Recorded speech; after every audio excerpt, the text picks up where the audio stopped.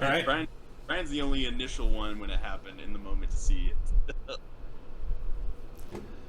Back here. That's all right. Who put PP on there?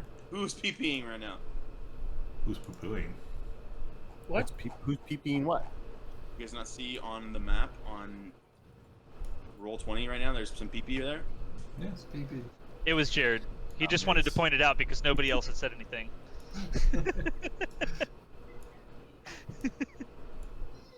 It's Clarky Boy. I could have been anybody. Except the person who draws in black. That's racist. All text matters. All text matters. Nope. I'm not gonna lie to you, I couldn't figure out how to get rid of it. Just hit the delete button. All right. You get your Paige in the background singing like Elsa. That's all right. She can sing whatever she I know how to wants. sing. Sorry. Mine does. Yeah, she does. Jeez. saw Did you that see the video? Yeah, that was funny. Lord, that kid. Someone who just rewrote it. Peepees. That was not me. You see how clean those lines are? That is not me. It's a peepees. All right. Last time. Oh yeah, hit me, boy. Last time on Let's Day do it. Dragon Ball Z. Last time on Dragon Ball Z. You guys started off leaving the castle. I'm just going to kind of give you a brief kind of overview so we can start getting to it. You guys snuck your way through Vallaki. You spent the night in the barn because there was no room in the inn. There wasn't a manger or any wise men or anything. You guys just lay down in some hay. Dag was able to focus on his sword, learned a little bit more about kind of what it was and how it came to be, and had a little Luke Skywalker moment as the blade ignited in front of him as he woke up in the middle of the night. In the morning, you guys took off. You're able to bluff your way past the guards once again. Who knows how long that's going to be able to keep continuing on. Hopefully you guys don't have to kill the guards next time. Oh, we're gonna kill him. Okay, good. I feel like that's like the better final boss in this whole campaign. You guys have snuck past the guards this whole time, and now you've leveled up, and you're just gonna burn Vallaki to the ground. Even though the entire point is to save the land. Right. It's like when you're bored with Skyrim and you're just like, I can kill everybody here and be Yeah, fine. pretty much. We'll blame Jeff. Yeah, blame Jeff. Let's see. You guys, after you left Vallaki, you headed back to the mansion in Argenvest Holt. You guys went to essentially just try to find where the mausoleum was, because you had this giant skull that you had to go put there. So you went and talked to the undead up in the top floor to figure out kind of where it was. Found out that it's in the cemetery. And Chris, you'll be hearing this for the first time. You guys were able to get to the mausoleum. Okay, bye. Put the skull on there, and the spirit of the dragon, who is long dead, erupted out of the mausoleum and into the beacon at the top of the mansion, emitting a glorious light that can be seen across the land. Again, think like Minas Morgul in Return of the King. Or when Mufasa put Simba and was like, yeah, when Rafiki did that and the light beam came down. Yeah, I remember that we got some kind of bonus from that light beam. So yeah, with that light beam, that projected an aura across the land, making everyone feel a little bit lighter, a little bit more joyful, and that gave you guys a buff to your AC and your saving throws. So, which should all be accurately portrayed on your character sheets, since we spent the time dealing with that last time, which is good. And that's only those buffs only take into effect if you are not friendly with Strahd, or whenever when you leave Barovia, that aura will go away as well. If you leave Barovia, I should say.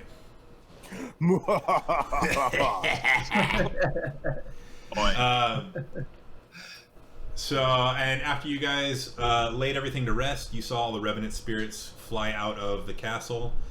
You went back in to do some investigating, found out that all the bodies that were undead moving around are all kind of just collapsed on the floor.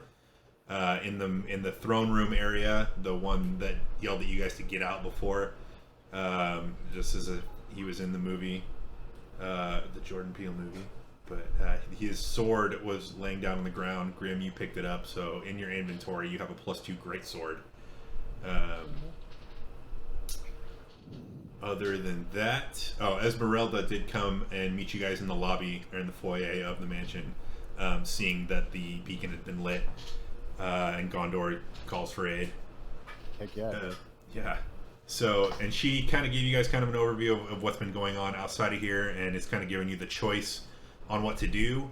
You guys can either go to the village of Berez and help liberate the nature land up there that's been tainted by the stolen seed from the winery. You guys can head to the Amber Temple to cleanse it, the evil magic that's emanating from there. Or you could go straight, and if you feel you're powerful enough, go and confront Strahd. Rictavio would join you guys for that final fight, and you guys would take the fight to him. You guys decided that you wanted to go cleanse the magic in the Amber Temple in an attempt to find some possible magical items that may help you in that final fight and beef you up a little bit more. So that's the current plan. You guys haven't left yet, so you guys are still kind of hanging out in the foyer of Argynvostholt. And that's where we'll fade in. So my question, did we ever get to check the top floor? Or did we kind of skip past that? Top floor meaning like the roof? Like the area that Clark and Jared went to, shot at and ran away? You guys never went up there again. Okay. Yeah, we never went back there because I tried to talk to seemed like a pretty undead person that was not necessarily stoked to see me because they started shooting arrows. Well, So, he's probably They're gone. gone now. Yeah. Well, you got a new boyfriend now, so you're good. this was after the boyfriend, so he did nothing to help. Wait, I thought you just got Asher as a boyfriend. I have multiple boyfriends. You can't Oh, dang. who I have and who I don't have. Legolas' Too many brother's a hoe. Too many to count, huh? I need to remind everybody in this right now. I am not Legolas. I said Legolas' brother. That's not what I wanted. So I'd like to ask Esmeralda if she has some rope I can have.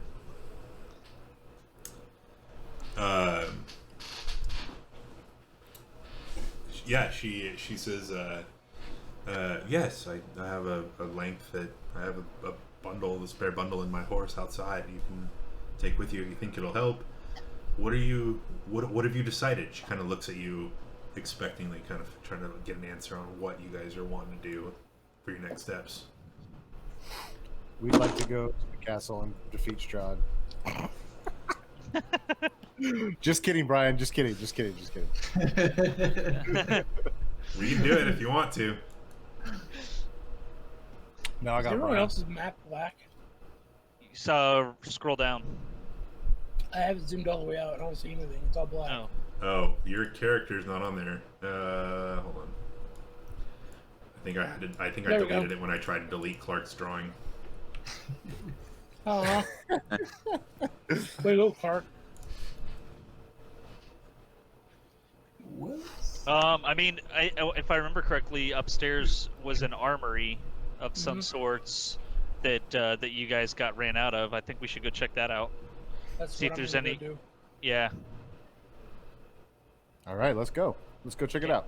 Okay, so Can you- everyone's going to that. Yeah, are you just running all the way up? Or are you gonna make stops in between? I'm gonna go all the way up. Yep, all the way up. All right, All give the me a way up. minute to move you guys to the other map. I don't know, feeling cute. I might stop. I guess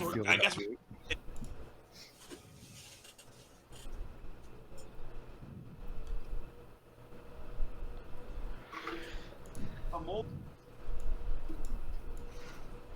Do, do, do, do, do. Banana. Do, do, do, do. Madame.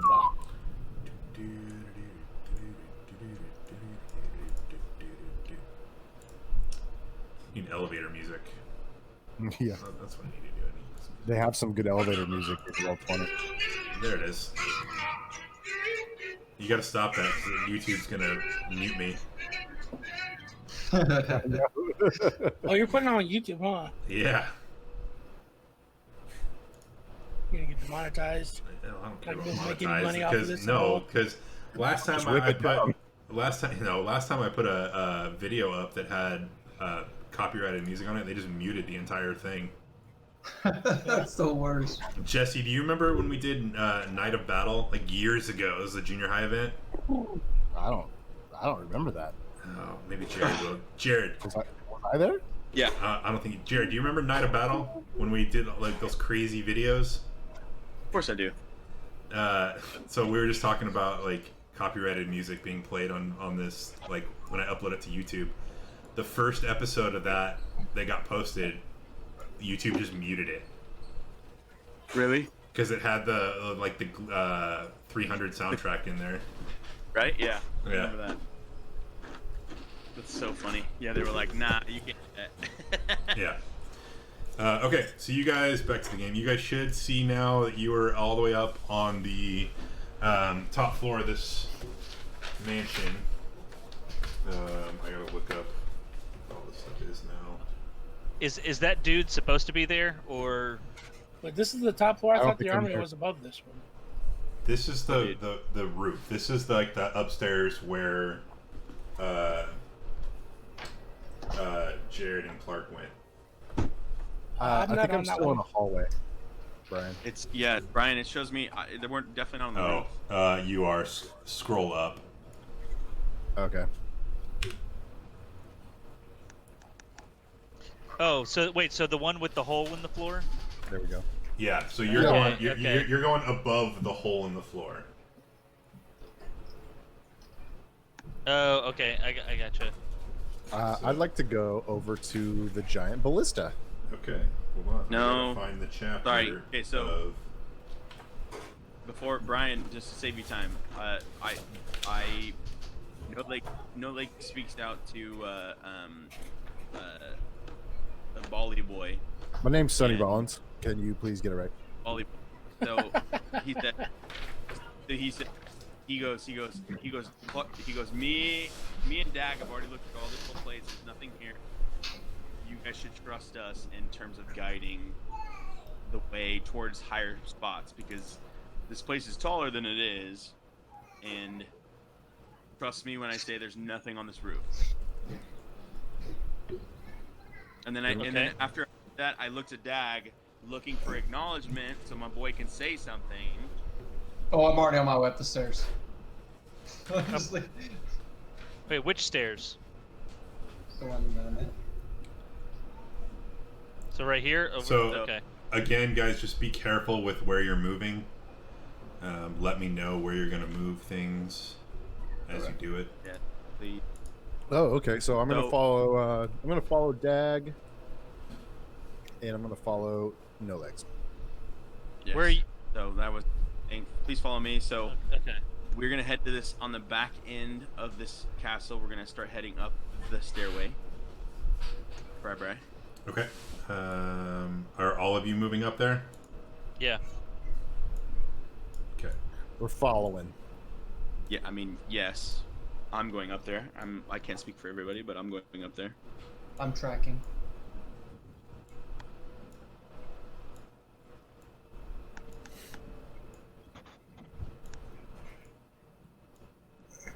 So, at this point, we're starting to head up the stairs, right, Bri? Yep, you're heading up the stairs. Yeah. You're So I kind of going acknowledge around that- in this motion. Very, very aggressive about moving right now, and go, and like lets them know. Just so you guys know, when you get to the top of this place, I didn't even get to the top of it, and there was an enemy there already not super happy with me. So, just guard yourself. Real quick He's before you gone now. keep going. So Dritz and Grim, you guys, the way this is laid out right now, you guys are in front going up this spiral. So No. did you both take off in front of everybody? No. Oh, no. Okay. So you guys need to be Okay.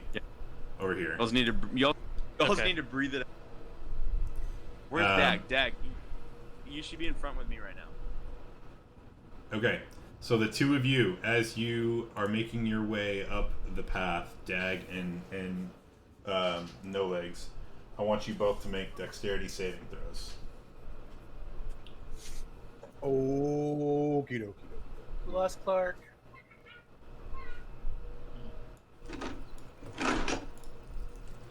Oh, I better get my dice out now. Brian, you said saving throws? I want a dexterity saving throw. Did anybody else lose Clark? Yes. Yep, I did. Yeah, we lost him. All right. Someone breathed on his internet.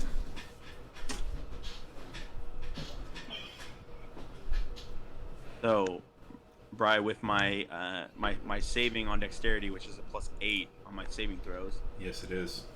+8, and I got an 8, so So you got a 16. That's 16 mathematics. by 8. It's mathematics. There it is. Dag, I need a dexterity saving throw from you, sir. 13. All right. No Legs, you were able to jump out of the way as the floor beneath you guys cracks. And Dag, you fall down 20 feet to the landing below. I want you. Let's see. You're going to take. 20 points of fall damage. Did you just max that right now? I did max that. You did. I Hefty knew it. boy. I'm sorry. And you're prone on the ground and this landing below you. So those of you up top, No Legs, you're able to jump kind of just out of the way right over here. You can see now that this area here is a giant hole in the ground. Damn. Wait. I'm just gonna stay down here. Oh my goodness. Rub some Dang. dirt on it. Come on, let's go. I can't feel my legs. You did it, Dan. My cabbages. That's what I was gonna say. My cabbages. So Brian, I just dodged the drop. I didn't jump it. Well, you were able to jump clear as the ground collapsed. But did I jump backwards, or am I still going upstairs? You jumped towards just to the south of it, like where you are right now. You were here, and you jumped here. Gotcha. Okay. You were The able to crack jump at out the of the way. crack is showing me it's like right there. The blue square. Do you see a blue square right above you? Yeah, that's the crack. There is no floor there anymore. Okay, gotcha. All of this, So there is no floor there. No Leg screams out and goes, in the attempt of potentially hearing him, he goes, Dag! Dag! You good, my boy? I'm just gonna stay down here for a while. You guys keep going. I can't endure one more of those. That was not ideal. Okay. Sorry, man. Yeah. Brian, do I have the ability of hearing his struggle at the bottom of the floor? Yeah. I mean, he's only 20 feet down. Only So 20 feet down. Yeah. All right, can I make the jump? So much for Jedi reflexes. So we have determined that yes, you all would be able to make this 10-foot jump. I'm only a Padawan. I'm All right. jumping. I'm So jumping. I'm jumping. Mullet Padawan. No Legs can make the jump, but he's got to burn a spell slot. No, I don't have to because it's over 10 feet. You couldn't make a 10-foot jump. But I have a specific thing that says I'm good at jumping. Your spell, that's what I'm saying. You have the jump where spell. does it say that? Hold on, let him write it in real quick. Good at jumping. I'm good at I'm jumping. gonna cast good at jumping. Good is spelled G-U-D. This is fun. Alright, so, Dag, you're on the Jump floor. good. Dag, you hanging down there? Just chilling? Mm-hmm. Alright. The rest of you, what are you doing? what is in front of us? Is that a crack in the floor that we have that's a stairwell going up to the next floor. Like to Okay. continue walking upstairs. Yeah. All right, the four of you continue upstairs.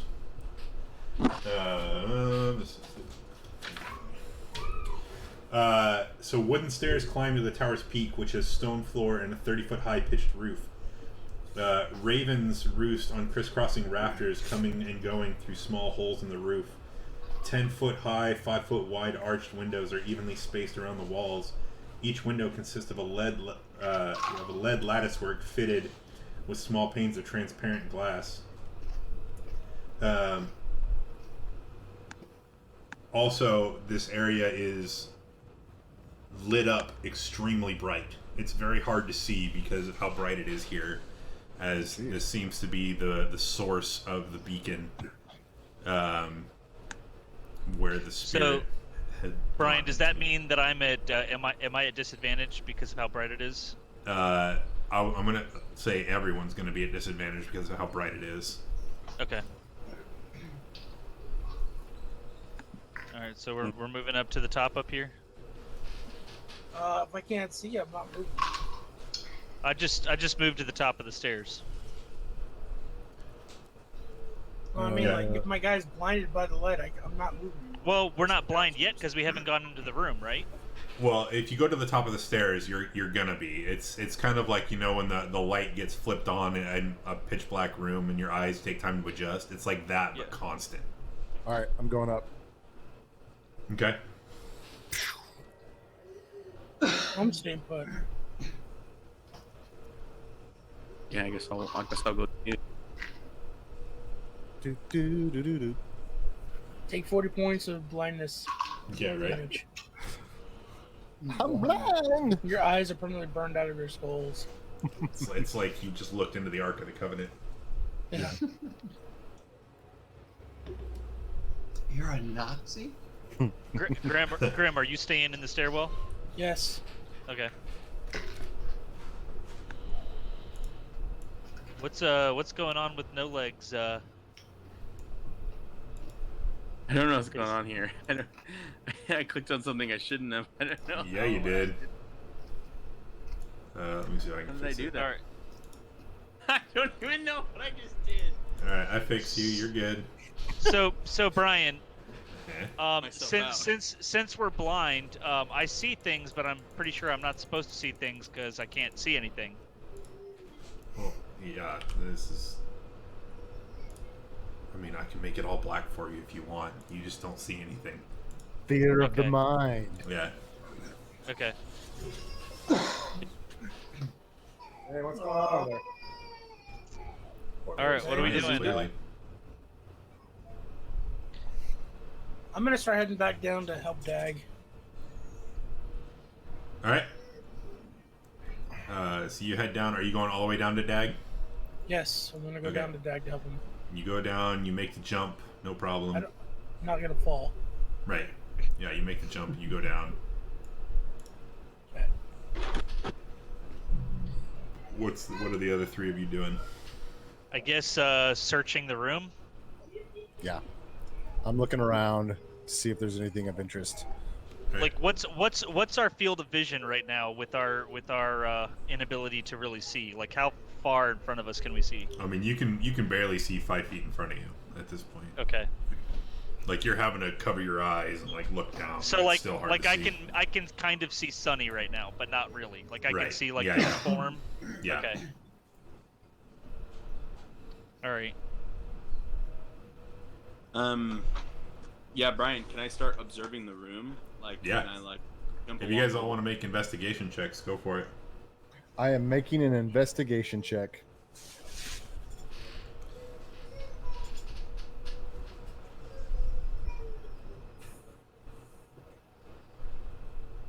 Eight.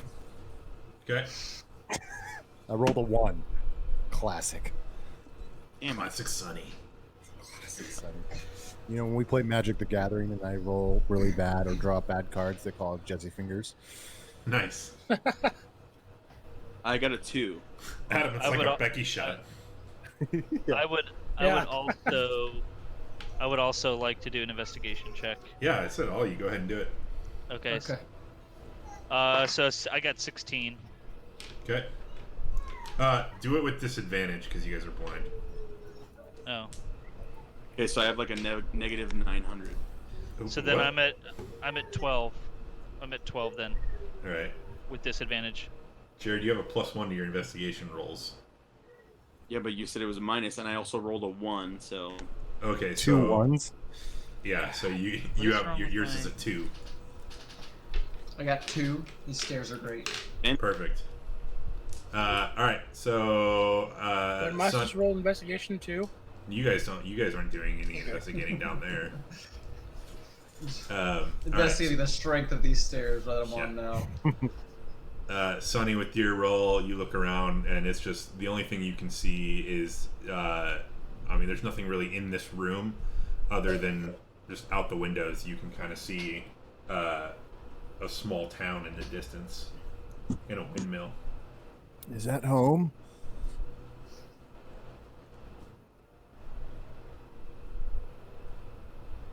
It's not home. It's still in Barovia. I can see my house from here. I can see it. Well, I can't see anything actually. Sorry guys, I'm kind of useless in here. What did Sonny? What did you roll? I rolled a 1. Oh wait, no. Who rolled the higher number? I rolled a 12. Oh, then you see this. You Oh, see what? a small... Okay, so what did I So see? you're able to look out the window and just kind of barely in the distance make out a small town. This window at the northern end. Yeah. Okay. The town Alright, looks well, familiar, but nope, in this... like- No Legs Out Loud just speaks and goes, "This is clearly not worth it, and I also think I'm gonna get sunburned. I want to leave." Yeah. I agree. Let's just go downstairs. I mean, I don't. Yeah. Okay. So you're Okay, can North somebody Pole elf. take my hand and help me? Because I'm pretty blind here. The blind leading the blind. Are we in the I- sun?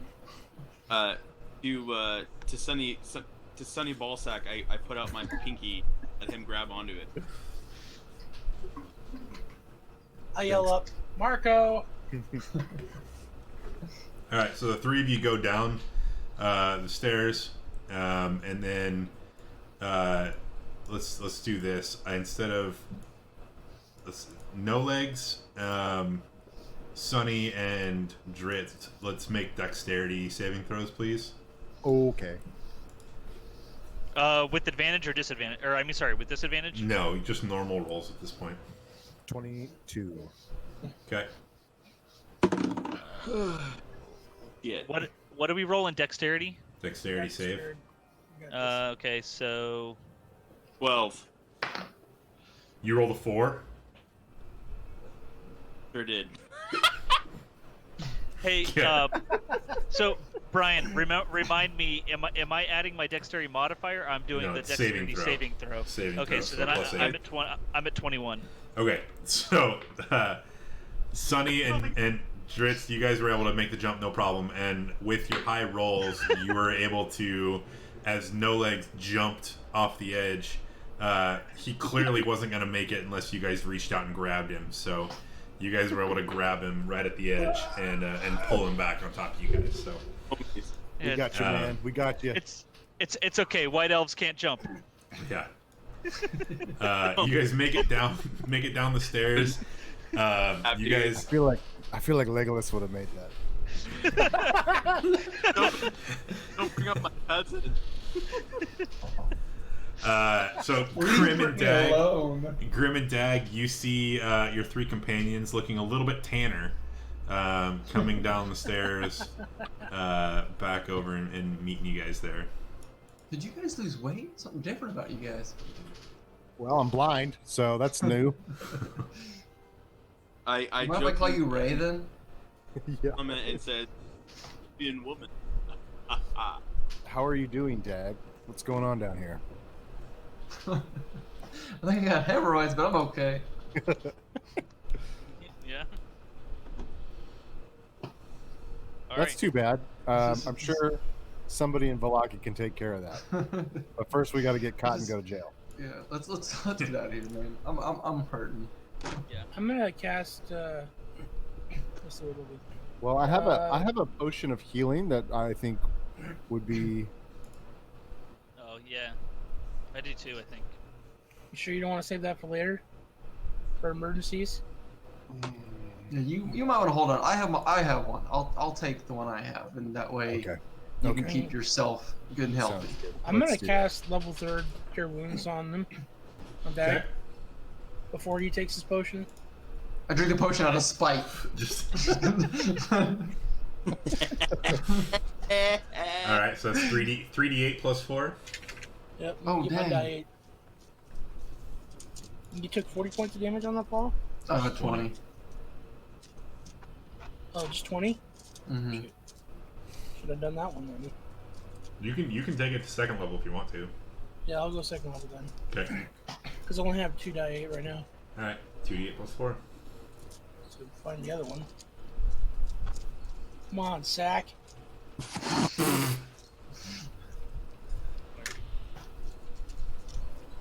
Search your sack for that extra die.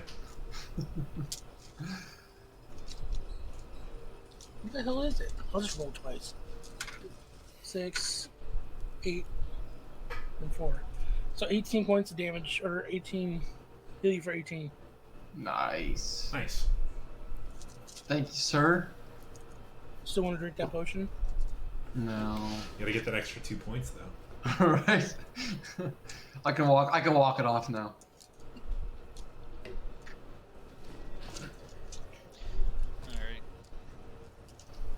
All right. Let's go check out this temple.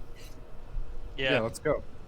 All right. So can we just go back down to the lobby and where Esmeralda is? Yes, I'll move you guys over there.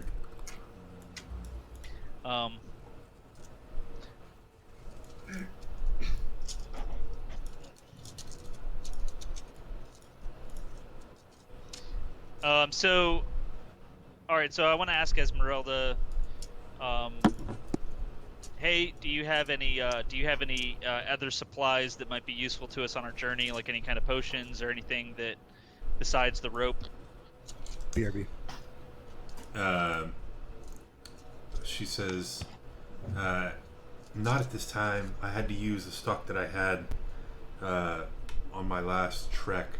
I would have some more, but they were in my cart.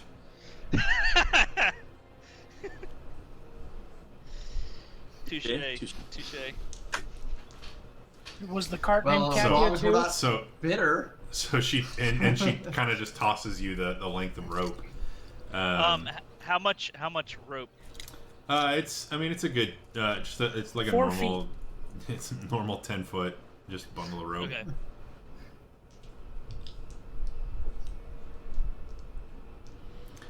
She says, "You have your rope. Have you made your decision on what you want to do?" Yes. Yes, I think we should weaken Straw a little more before we go I concur. before him. Brian, Uh, no legs. No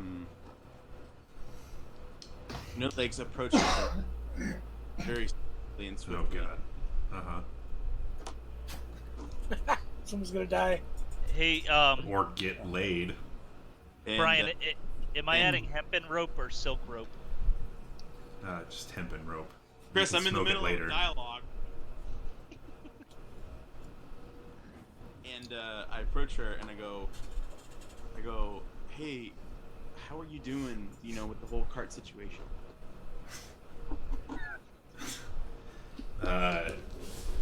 She says, she kind of just deep breaths, just kind of,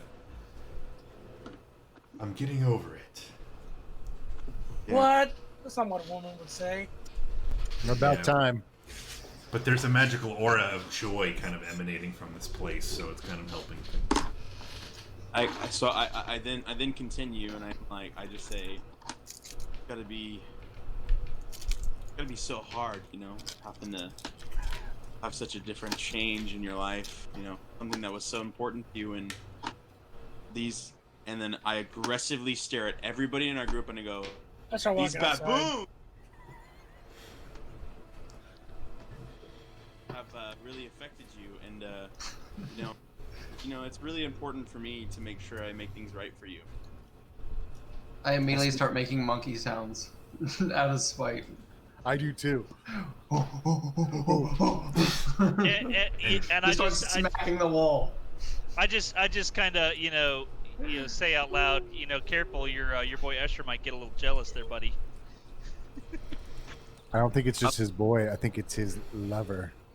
I look at my fellow elf and I stare at him, and I go, and I just stare at him and I look and I say, "Remember the last session we had?" No. Apparently not. I turn back to her in acknowledgement and trying to feel her emotion. Nope. Goodbye. Doesn't remember anything. While this is happening, Grim has just walked out of the room.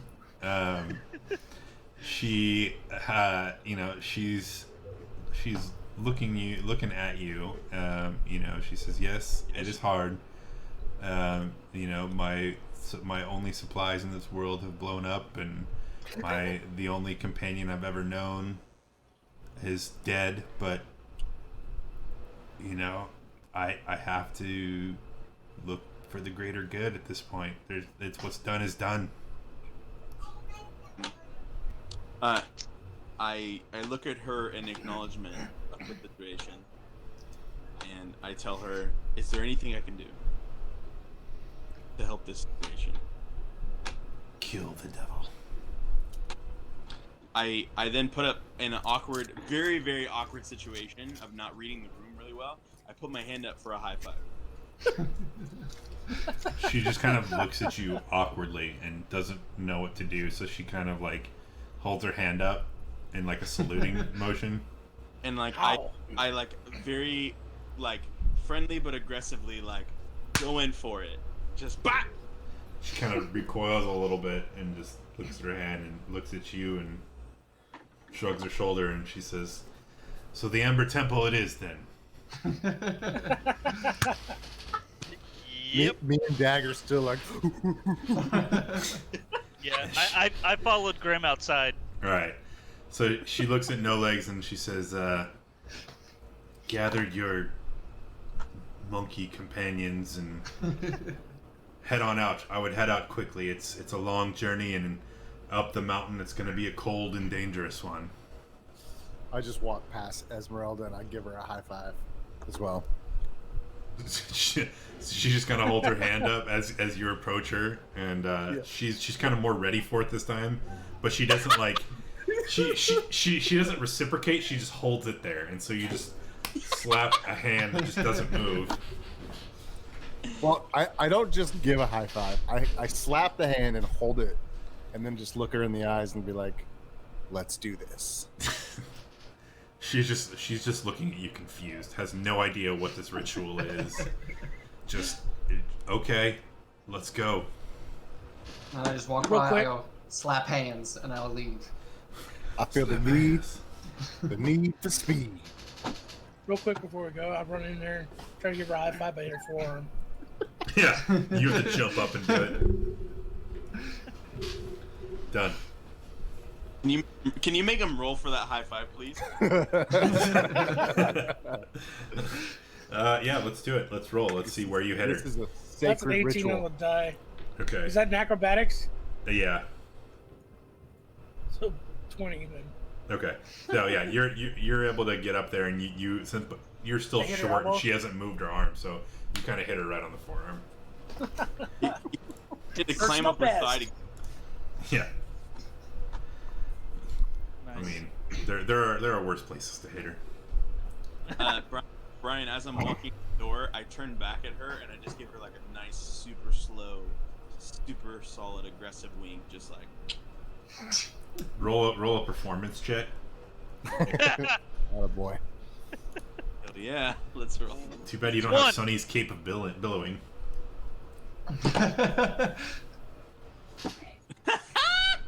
Natural 20 plus my 2, so 22. Perfect. Okay, so did you watch Final Space, the Olin Rogers cartoon? No. Okay, you got to do that for one. So you turn around, and it's like you give just this like solid, Olin Rogers style wink, but like everything blurs behind you, and it's just like glitter and stars. And you're just like, It's blue steel. yeah, well, yeah. Blue steel status. Brian, my question is was she into it? Let's see.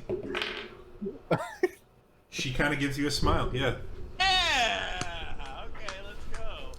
I'm already in the cart. I'm just like moving along, just just hoping everybody either pile in or just stay behind. Okay. You guys are now on your way, correct? Yep. Yes. Okay. So I'm going to move you guys to the big map. Do we know where the Amber Temple is? Like, has she told us? It's on your map because you guys kind of have like an overlay. Yeah, I mean she's kind of giving you guys a layout of where everything is in the map. She did say that. I mean, you guys know that you have to go up the Tsolenka Pass, which is kind of to the south, that heads up to Mount Gakis. And the Amber Temple's kind of up near the summit, or about halfway up the mountain. Mount Cactus? So, Mount Cactus. Mount Kalakis. So you guys can see the giant map, yeah? Yep. Mhm. Okay, Yep. you guys are currently here, right? Okay. Yep.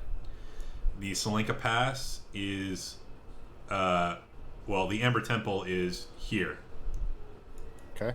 And Wh- so where you guys, again? right here. Let's see this. Okay. Right Oh. there. Oh, So okay. that's the Way Amber south. Temple. Yeah, so you guys are going to have to follow the road north, up a little bit, and then down. The Tsolenka Pass kind of goes through the snowy area, past Luna Lake, and then up kind of in the mountain area. It's going to be very cold once you get up there. So depending on what time you guys get there, unless you're suited for cold weather, you guys may succumb to some disadvantages being in extreme cold. Hey, Brian, real quick, what is the difference between the solid lines and the dotted lines on the map, on the trails? Solid line is an actual road and a path. Dotted lines is just like a dirt road. Okay. Well, guys, I don't have We're- clothes for cold weather, We're here, and so right? Wait, you do have yes. that cape of billowing. my cloak of billowing is really just made out of fine silk, and so I need some flannel. Is there a town that we can stop at besides Valaki on the way? Uh, To, It's not on the way, but you guys can go up to Kresk. is there a city, like a small town by Lake Baratok? No, the only thing over by Lake Baratok is the tower where you guys were at and the werewolf den. Oh, I gotcha. asked Esmeralda, "Do you need to go to the tower for some closure?" We're open to going there if you need to go there. She says, no, I have more important things to do right now than to dwell on the losses that we're most likely going to increase. Is she coming with us, or is she No. just sending us off? She's sending you guys off. She's got her own business to Okay. attend to. Okay. Here we go. Let's go. Okay. Yeah, I Well, think we should I'd at least. say we need to go and get some stuff, some supplies from Kresk. Yeah. I don't feel prepared to go to cold weather. Same. Same. Oh, I'm good. Okay. We Yeah, won't you're do... cold-blooded, anyways.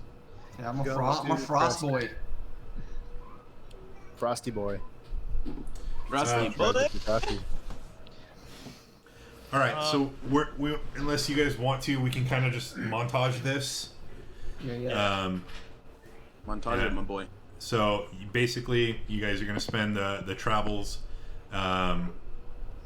traveling up to Kresk. You're sipping on brew, chilling, sleeping, doing whatever, making your rest all the way up to, like, you guys can benefit from a short rest this time if you guys want to do anything. If anything happened, I don't think anything did. I I cast a think spell, but that's you it. can, right, that, and Clark, if you want to roll a hit die to get your other 2 points, that's about it. I'm good. Any woman I passed while we were traveling, I winked at them. Perfect. Okay. Yeah, you passed one old haggard woman. That was extremely receptive to your wink. Probably gave you a toothless smile too. Yeah, exactly. Man, you guys remember when No Legs jumped out of the cart for about 30 minutes and he caught back up? Yeah, he just I'm went to the curious woods. What happens if he does this kind of I mean, I heard howling, but I don't know what happened. Yeah, I mean, No Legs replies and goes, "That wasn't me. What are you talking about? That's crazy." I As mean, he you were coughed up gone some- from the cart. This is one small cart yeah, here. No, there's crazy animals in danger out there. You know. Oh, okay. As Any he of us coughed- smell fish out here? I was gonna say as you cough up some dust. All right, so you guys eventually make your way over to Kresk. You No, Brian. you guys can make your way over to the shopping district. You guys have been there before. It's where you bought your horse and wagon. And you guys did some other shopping there. No Legs, you were asleep during their whole shopping experience, so this is the first time for you. But there is a general store, General Outfitters there. You guys go in there. I mean, it's normal for them to have some sort of cold weather gear because of this place here. The only difference in this area is everyone seems like they're a little bit more upright. They're moving with a little bit more of a purpose. They're a little bit more happy. And it's not because of the brewed Barovian Sazerac ale that they just made. Even though they are, drinking it, that's everyone just seems a little bit more upbeat. But you go into the store. You each can drop 50 gold for cold weather gear. Okay. So you can go ahead and take that out of your accounts, and you can add to. It's not like a official piece of equipment, but you can add it in your notes that you have cold weather clothing. But if I'm resistant, would I even need clothing? If you're resistant, you wouldn't. You wouldn't Okay. suffer any of the damage or any of the effects of cold. Okay. So how do you know if you're resistant to cold weather? You would be resistant to cold damage. If To you cold got damage? if you got defenses on your thing.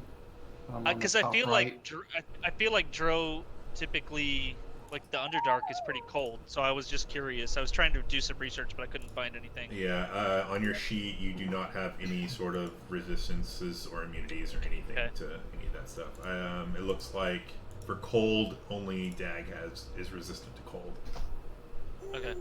Everyone else, the only other one who has resistance to anything is Grim, and that's the poison. Because he's a dwarf. So how do we add the cold item to? You can just add it in your notes, in your equipment. Okay. There should be like an other possessions at the bottom. You can just put that. Hey, Brian, where do I see my money? In your equipment section, it'll be on the right, on the top right. Yeah, okay. So you can just click on your gold. Click on the currency. It'll bring up a window. Under gold, just subtract 50, or type in 50 and hit remove. Is there any like potions we can buy while we're here? Anything like that? You pretty much cleaned them out last time. It's very rare for them to Okay. even have any of those potions. Right. I'm sorry. When the last session, sorry, I'm gonna backtrack. Last session, you remember how much I gave those people? Because I didn't remove anything from that. 40,000. No, you gave him 20 gold. I have that in my notes actually. Which was like, he's like, that's more than I've ever had, right? Well, he was very generous, but he's one of the underground leaders of this whole area of resistance. Money's accurate. So. Yeah. I mean, since I told you to take back your pillowcase full of money. Yeah. I almost gave him all my money, so. You almost did. Okay, so all of you who are purchasing cold weather gear now have it. Dag, you are foregoing it as you feel like you don't need it, which is fine. So you guys leave Kresk. I wasn't done shopping. Okay. I would like to see if I can trade in that +2 sword, long sword. Okay. For a better shield, if they have one. in this general area, in this small shopping area, they're not going to have any sort of like crazy magical items. Okay, then I'm just gonna sell him this great sword +2 then. Since I Okay. can't wield it.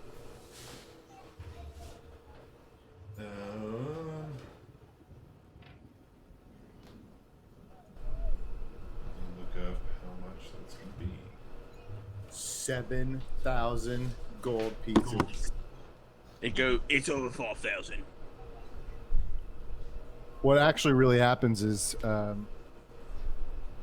Grim takes it to the local antique roadshow and finds out that it's My long lost ancestors. no, it's Argynvost Holt's great granddad's sword. Beaten stick. It's a What he switchy used- cut from the That's what he stone. used to defeat Strahd's grandpa. Brodsky's. That's why they have a feud, you know. Looks like the sword from Final Fantasy VII. Yeah. Oh, the Buster Sword. Say hi. Zuzu. Zuzu.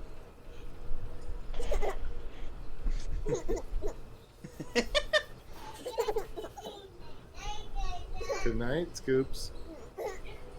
Night, Dino. That's the one that ate that spicy stuff? No. The other one. No. Hey, you're a spicy eater. Okay. So this store owner, you pull out the sword. He will offer you 1,250 gold pieces for it. Whoa! Damn. Jeez. I asked him, is there a history behind the sword that he knows about?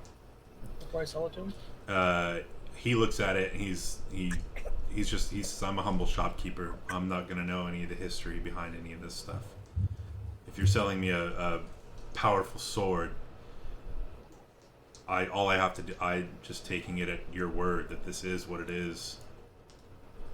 Alright, I'm 1,200 pieces.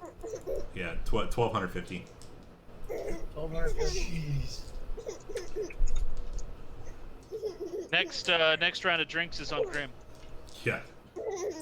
I think even the next like And 1,000. how do I remove it? Uh, I got it. I figured it yeah. out. Yeah. You click on it. And there's a remove button. Alright, I'm all set then. All right. You guys are on your way down to the Tsolenka Pass. You guys head over the Raven River, the bridge that you've gone over a few times coming to and from Kresk. And there's a fork in the road where you guys normally would go straight. The right, it just heads south. You guys haven't traversed this road before. But as you do, after a few miles, it starts to get cold and you start to see snow on the ground as you start going up this windy pass. And since you've donned your cold weather gear, you guys are feeling as, you know, you're not suffering the effects. I mean, you're still feeling cold, but it's not enough to hinder you in any way. So as you guys continue on, you guys come up to a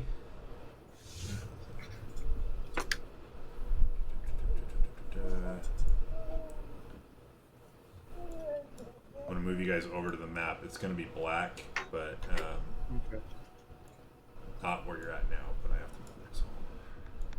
Anyways, bro. All right, cool. We're all good. We're all here. Gosh. Let's We're get back in the zone. Adam. So aggressive. All right, as you guys are coming down the south, so the way this is being viewed right now, for you guys, north, like up is east. Oops, I deleted Okay. my guy. Why'd you delete your guy? Because I was trying to delete my no-no square. I was in it. Okay. All right. So the shelf of rock on which the mountain road clings grows narrow. To your left, the icy cliffs rise sharply toward dark rolling clouds. To your right, the ground falls away into a sea of fog. Ahead, through the wind and snow, you see a high wall of black stone lined with spikes and topped by statues of demonic vultures with horned heads. Set in the center of the wall is a closed iron portcullis, behind which burns a curtain of green flame. On the other side of the dark wall, gripping the mountain's edge, is a guard tower of white stone topped by golden statues of mighty warriors.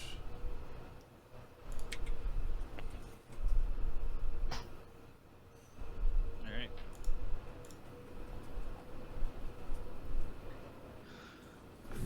So let's move towards the front entrance.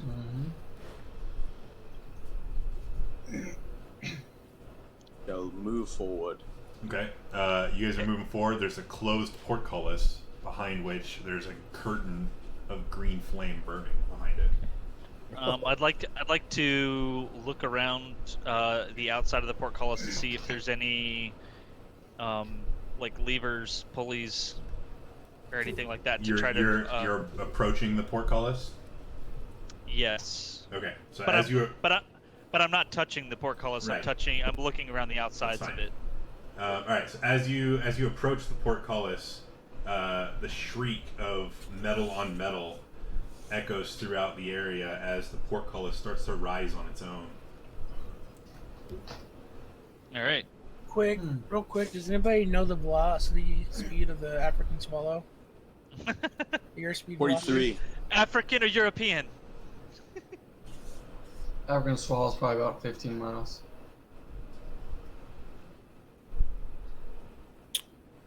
Okay, I start looking around. So good. Jesse's like, okay. Yeah, can we? I just pull my sword and shield, wait for the portcullis to hit to go all the way up. Okay. It takes about 5 to 10 seconds, but the portcullis rises high enough. There's about 10 feet into the gate, and on the other side, the curtain of green flame is still blocking your path. So okay. Brian, I try to do a backflip over it. Over like this thing is like it's a sheet of flame, like A waterfall of flames. yeah. Yeah, I try to do a front. There is no I mean, over it. You'd be going through it. I would like to shoot an arrow through it just to see if an arrow penetrates or it burns up. Okay. You shoot an arrow through it, and it burns. There is over it. As soon as it makes contact, it burns the arrow completely. Okay. Wait, how do you know if it burns through? Like you can't see from the other side. Well, you would see if it either disappears Dungeon or it Master flames teaches you before it what goes it is. through. Possibly. I'm gonna try to put it out by peeing on it. Gosh. Oh, geez, he's about to burn his wiener off. Yeah. All one tic tac of it. Is there like any when we get inside the portcullis? How far is it to the sheet of flames? 10 feet. Is there anything between here and then? There is anything not. that we can? Okay.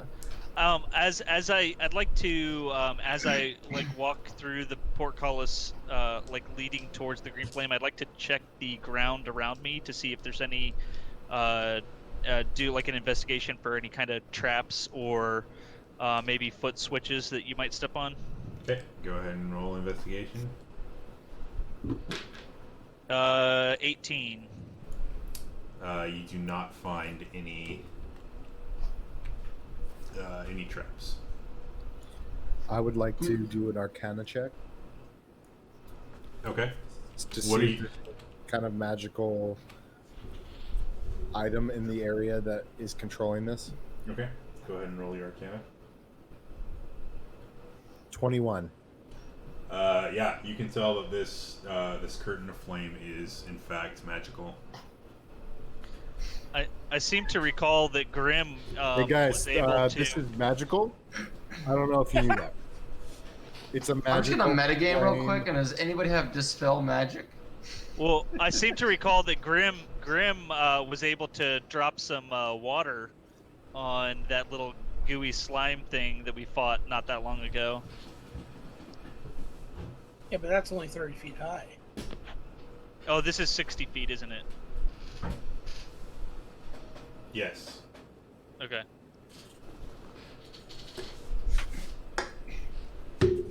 I want to do an investigation check myself or some sort of on-off switch. Some sort of lever All right, go ahead. that allows people to pass through. That would be a 5 on the die with investigation +2, so 7. You don't find anything. You can search around. I just yell, There's no- fire off. Tap on. I yell, Tap off. friend. Yeah. Merlo. Baylock. Bello. Is Nothing it B happens. or in? It's Matt it's like or it's like Pat? it's melon. I thought it was Baylock, like Baeloc. It was No, Merlo. Yeah, I also thought it started with a B. I thought it was like Bello. You know, eventually the people that are watching us do this stupid stuff, be like, man, what could hurt? Let these retards in. Yeah. That's what it is right there. It's melon with an extra L. Melon. Oh, I guess Oh, okay. melon didn't work. Nope. Watermelon. All right, let's Uh, all Can so- we get? collectively Can we just? take our wizards out and see if we can dispel this magic with our P. So I know Thank my you, peak Sunny. were the green flames there? Like, did we see them as we approached, or did they appear as we approached? No, they were there the whole time. Okay. You just didn't see them until you got close enough. Okay. I'm tempted to take out my quarterstaff and just see what happens when I hand Sunny one of my javelins and say, "Go crazy, bro."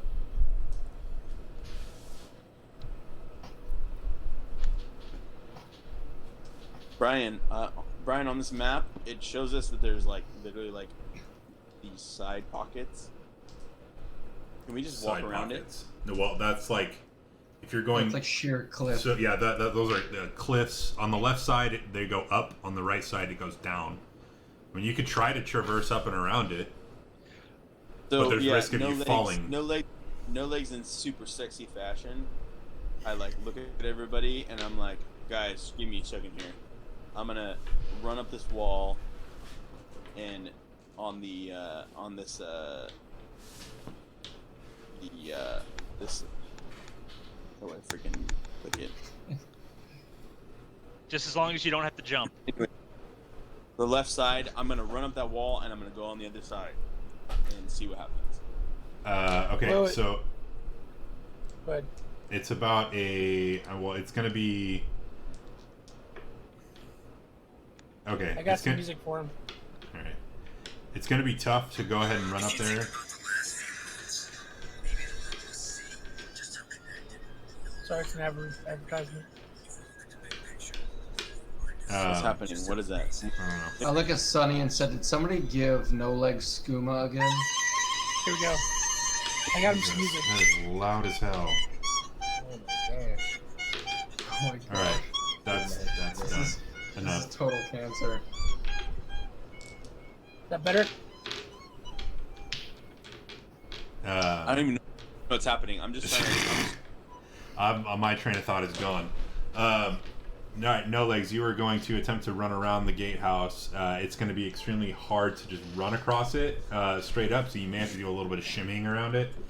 Yeah. But I want you to go ahead. First, I want you to make an athletics check for me, then an acrobatics check, and then another athletics. Hold on. Before he does that, can we grab a hold of Dritz and say, "Hey, tie a rope around him before he makes poor choices"? I've only got 10 feet of rope. That would I mean, It's gonna be a real short leash then. I mean, isn't it? Didn't you say it's like 60 feet? It's because it's gonna be like 20 feet to get up high enough to get around the gate. Then you got to go past it, which is another 10 or 15 feet. And then if he's going to run down it, that's another 15, 20 feet. So you're looking at about, 50, 60 feet. Yeah, let's do it. Okay, so you need me to do what? Acrobatics? Do athletics first. Athletics first? Yep. 9. Okay, do your acrobatics. Shit. Oh. 23. Okay. And do another athletics for me.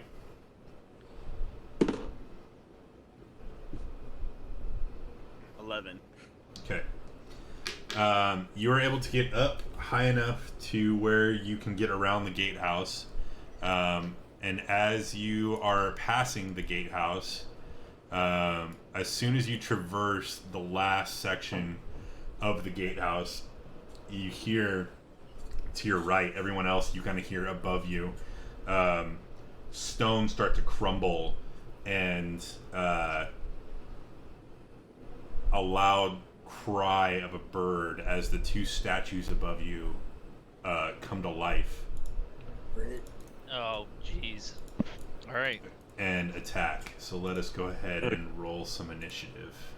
Ooh, nat 20. Did- We're going did- first, boys. Is where Lego No Legs on the map? Is that where he no actually leg. made it? It's not Legolas. Is that where he actually made it to?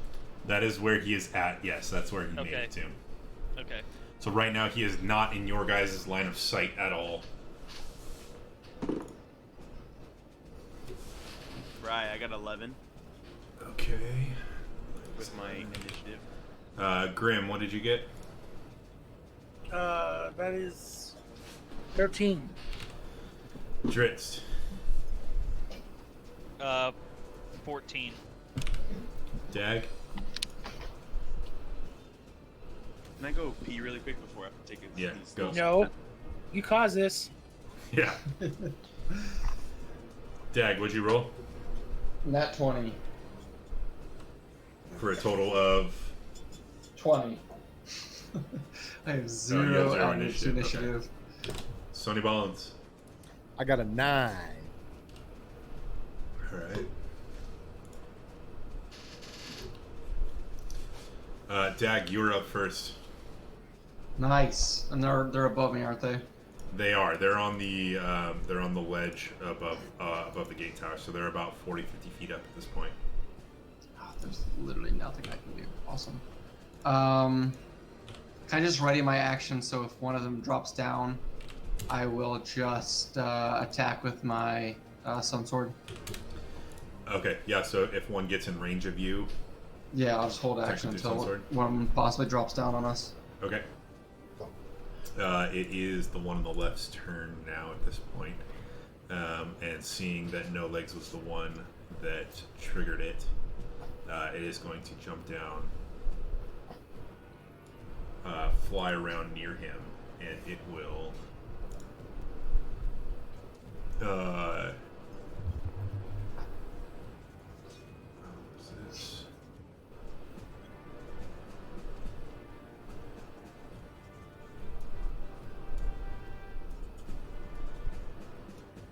Okay. We're gonna have to wait for Jared to get back for this. Is he gonna die? He's not gonna die, he just needs to make a roll. We might have it later. Yeah.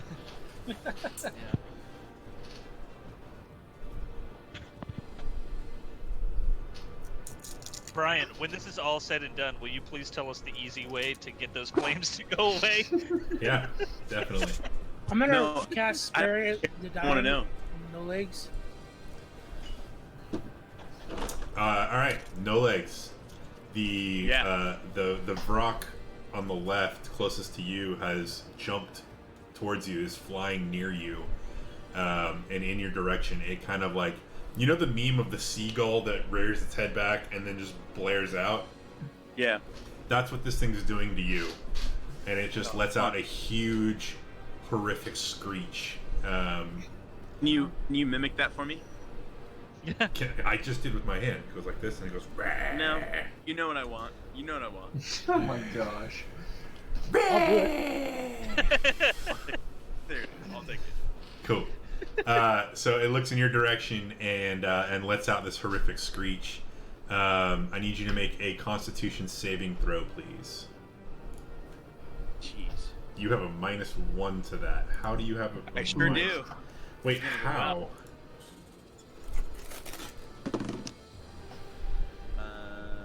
15 with the -1. Wait, what? Seals. No, yours is. Oh, hold on. No. I mean, you built this character for me, so. Yeah, but that's not right. You should have a +1. So then it'd be 17. Yeah. So okay. Then it'd be 17. It's still 15, which is pretty good, but. Okay. Yes. Okay. So you rolled 17. Okay. So this screech just comes barreling at you, but you feel the effects of it just kind of slough off you as you're able to kind of steel yourself on this ledge and keep your footing. Drizzt. Yeah, no leg speaks out and he goes, "What's up, Bubba's? What's up, Bubba's?" Just trying to specifically insult the statue that's trying to kill me. Okay. This isn't a statue at this point anymore. It's a No, a living thing? Or what? living creature. Oh, okay. Let me see if I can find a picture of It's it. like a gargoyle. And it's here to kick your ass. What is the bard one, that the ridicule, whatever that is? Vicious mockery. Yeah, can we give him some vicious mockery at this point in Right. time? Hey, Bubba's! Bubba's? Okay. So, Brian, Brian, is now my that's turn? what this thing looks like. Oh, okay. He's like a He's so harpy. cute. Yeah. A Vrock. Yeah. Okay, Of so Barack Brian, Obama? is it my turn to attack now, or it's not my turn? That is not your turn to attack. Okay, well, I'm It was its turn. So now Drizzt, it is your turn. Okay. Can I see any of them from where I at, or is there like a ceiling over my head? There is a ceiling over your head. Yes. Okay. So I am going to move right there, and Okay. I should have line of sight with my bow, right? Yes, you do. On the one on the right, you do. Yeah. So for my bonus action, I'm going to cast Hunter's Mark on it. Okay. And then I am going to use my hold on. Man, even D&D Beyond is slow responding right now. Where's my Hunter's Mark? Should be under All your right. spells. Yeah, I got it. And then I am going to do my my deadly ambush with my longbow. It can be applied to any of my actions, right? It doesn't have to be on, like, I don't have to call which one it's on, right? Well, it gives you if you're attacking it, it doesn't matter which weapon you're using. It's just an extra attack. No, I know, but like if I'm rolling for, like, if my first hit, if I'm rolling for an attack and I miss, I can use it on a subsequent attack, right? I don't have to call which attack I'm running it on. Yeah. Okay. So I'm gonna attack with my longbow. And that's an 18. 18 will hit. All right, I'm gonna go ahead and I'll do my deadly ambush on that one. Fuck, that sucked. Okay. So he's gonna take 6 points of damage. And then I'm gonna go ahead and roll my second attack. Okay. Yeah. Yeah, I'm gonna guess that a 19 on the die hits. 19 will hit. That one makes up for it. 11 points of damage, and then I'm gonna do my final attack with my longbow. 14. 14 does not hit. Oh wait, hold on. Shit. Well, I forgot to roll my my d6s on the damage. For your hunter's mark? Yeah. That's fine. You can still do it. Okay.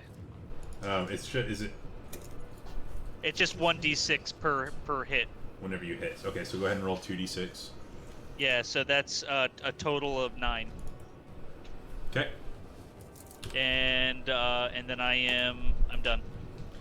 All right. Yeah. So you shoot 3 arrows out of it, 2 of which hit. They don't do direct damage, but they definitely do some damage to it.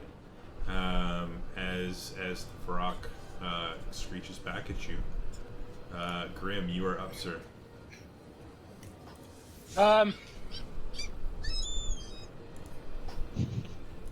I'm going to cast Inflict Wounds on the one above us. Okay, on the same one that Oh, wait, Driz no, was I shooting at. can't. I can't. Never mind. Okay. Inflict Wounds is a touch.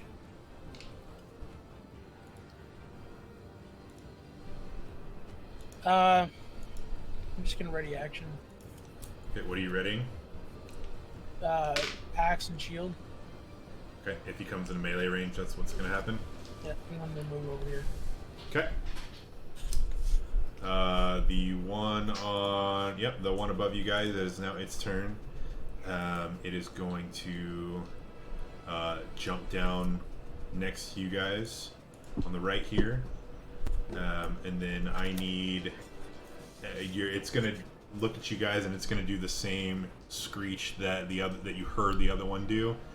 It's gonna do it directed at all 4 of you, so I need all 4 of you to make Constitution saving throws, please.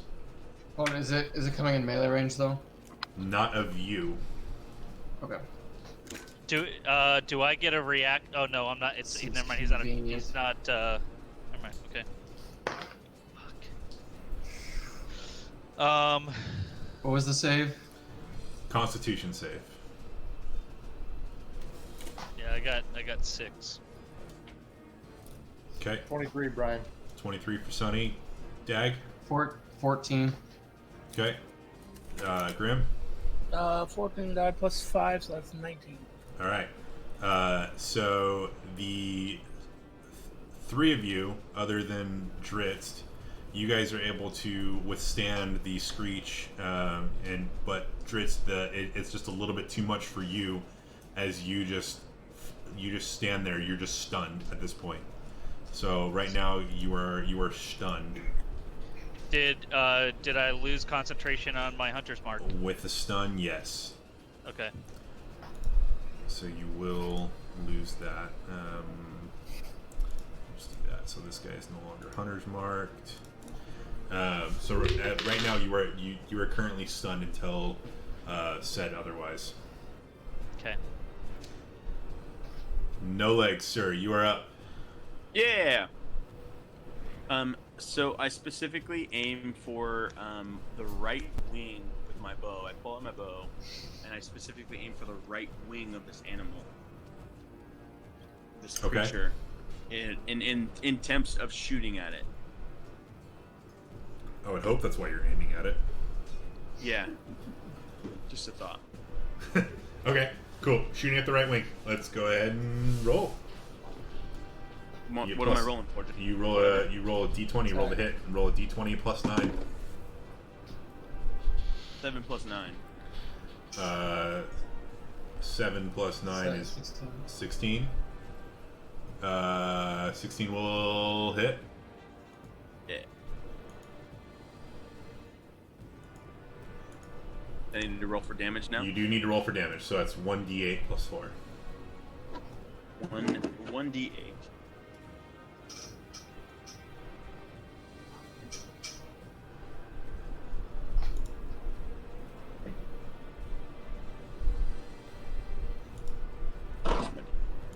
Sorry. I'm gonna roll my dice again. 1d8 Yep. plus 4. Yep. 7. Alright, 7 points of damage to this guy.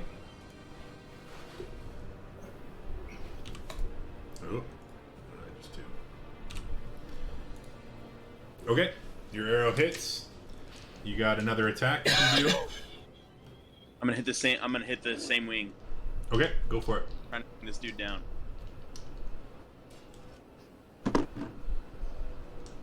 13. 13 will not hit. Well, 13 plus my what? Oh, 13 plus your attack. What is that? Plus 9. So 13 plus 9 will definitely hit. Your second arrow strikes true, carving a second hole into its right wing. Go ahead and roll 1d8 and add 4 to it.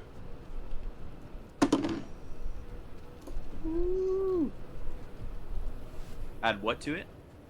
1d8 plus 4. That was a 10 right there. I gotta hit 6. So 10 total? 10 total, yeah. Okay.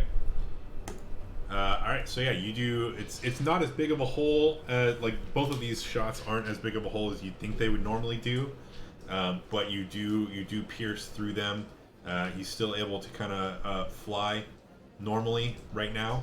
But you definitely did put a couple holes in his right wing.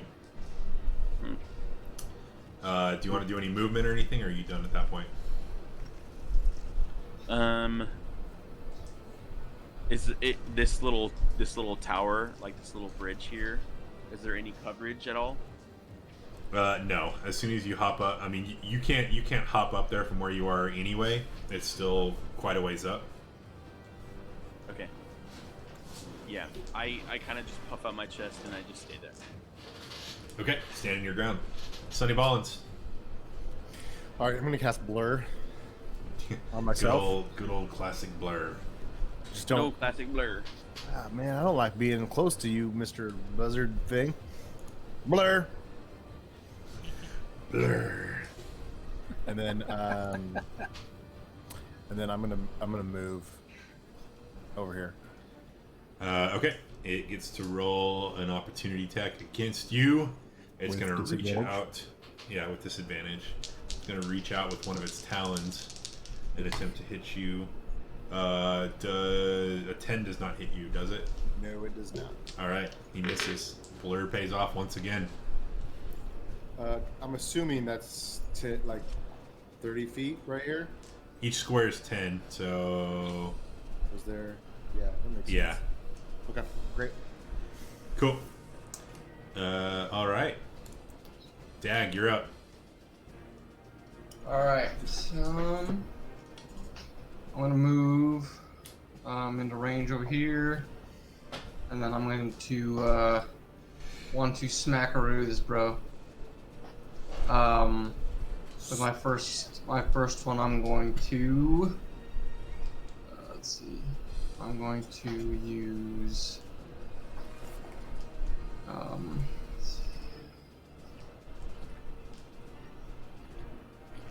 a level 2 branding smite on my first one, or I guess whenever it hits. Okay, so you're going to cast Branding Smite level 2. Let's go ahead and roll to hit. Let's see, what is that?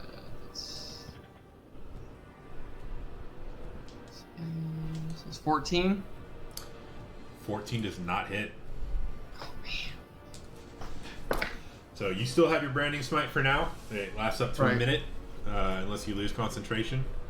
And then the next one's 26. 26 does hit, for sure. Okay.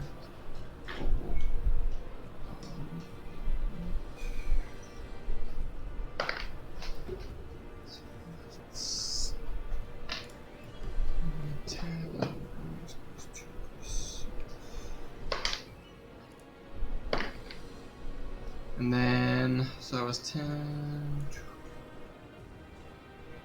24 damage then. I'm So all you of it did- radiant. You did the 1d8 plus 5 and then your 2d6. That's 2d6, yeah. I got full on the d6. Perfect. So that was, you said Hey, it was 25? Hey, Christo. What you No, got it was there? sorry, 22. 22 is the damage. It was all radiant. This is from a place called Shanty Shack, which is in Santa Cruz. You watch your mouth. Shanty Shack.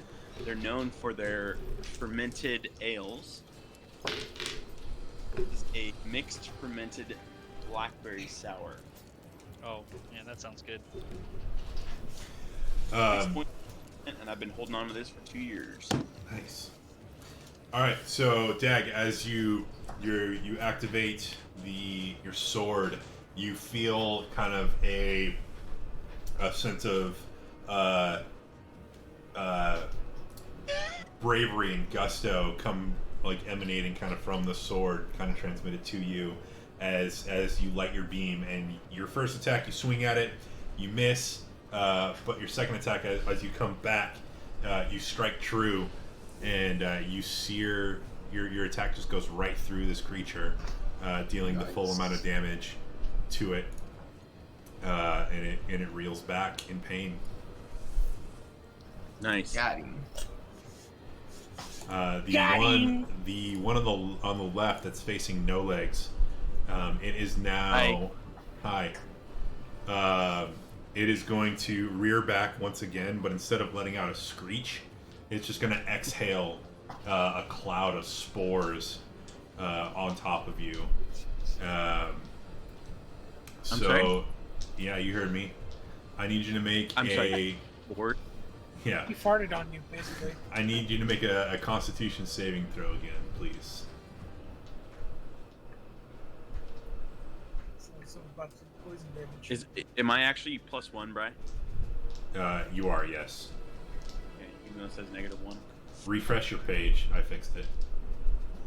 Oh, thank you. There it is. 9. That's with the +1? That's with the +1, unfortunately. Okay. These spores kind of encase around you as you breathe them in. You can just feel immediately, you just feel weaker. You just are coughing up, hacking as you become poisoned in this way. Cool. And that is its turn. Dritz, you are still stunned right now.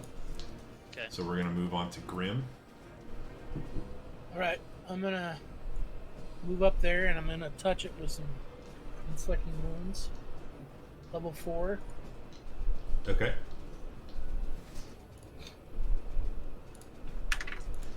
With the 17 plus 7, that's 24.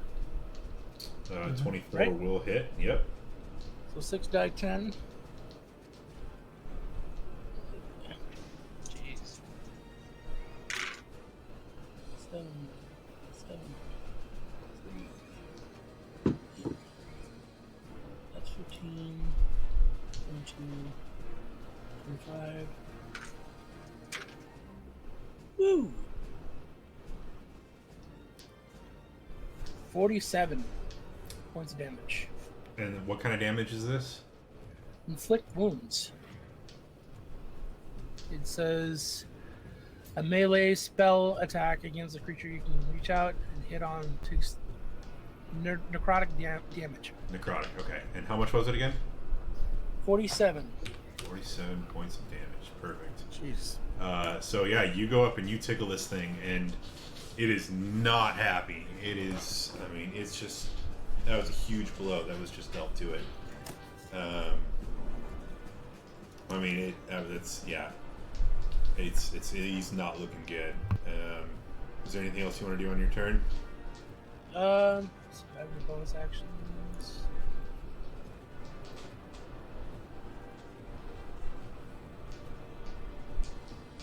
I think that might be it, Brian. Okay. Getting hit so hard with this necrotic energy, it reels back and it strikes back at you once with its talons. What's in my hand? It's a 25. Was it a natural 20? No. That ahead, obviously. Okay. Then you will take 16 points of slashing damage. Okay. And then seeing that its effect from last time, Dritz is still stunned in front of it, it's going to try to bite at you with its beak. And since you're stunned, he gets advantage. He will hit on that. So go ahead. Yeah, Dritz. Am I able to use my reaction or no? No, you are stunned. Okay. So go ahead and take 10 points of piercing damage. And then that is its turn. No legs. Yeah. You are up, sir. So, Brian, really quick, where is this thing at? How does it look? It's looking pretty good. I mean, it's still... So I don't see the other one that everybody else is fighting. Am Right. I potentially not supposed to be seeing it right now? Yeah, you're not in line of sight of the other one right now. Okay. Gotcha. Okay, so I guess I've been weakened, correct? You are poisoned at this point. So that's not going to necessarily do... actually, where is it? At the start of its turn. Okay, so at the start of your turn, because you are poisoned, you're going to take 8 points of damage. And you can continue your turn as normal, and then at the end of your turn, you can make another Constitution save to throw off the poison as you're breathing in these spores. Do I have the opportunity to move from these spores, or are they like on me? You've inhaled them, so they are in you right now. So anything that's around you, it's not going to do any more damage to you. It's not going to poison you any further. But if you were to save on your saving throw, you wouldn't be poisoned again. Okay. Do I need to do a saving throw first before I move on? It does. I mean, you can do it now or at the end. It's not going to matter. Do it at the end. I'm gonna go ahead and I'm now gonna shoot my. I'm gonna pull my longbow. It's already out, and I'm gonna aim for the other side of the wing. Okay. So the opposite wings, essentially.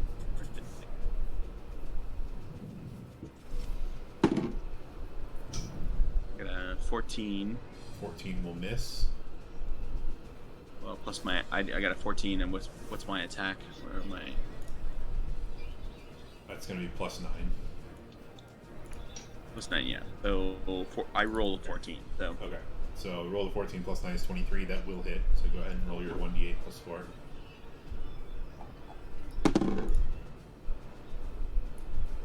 it'll be a 7 with my plus. It's for 7 total.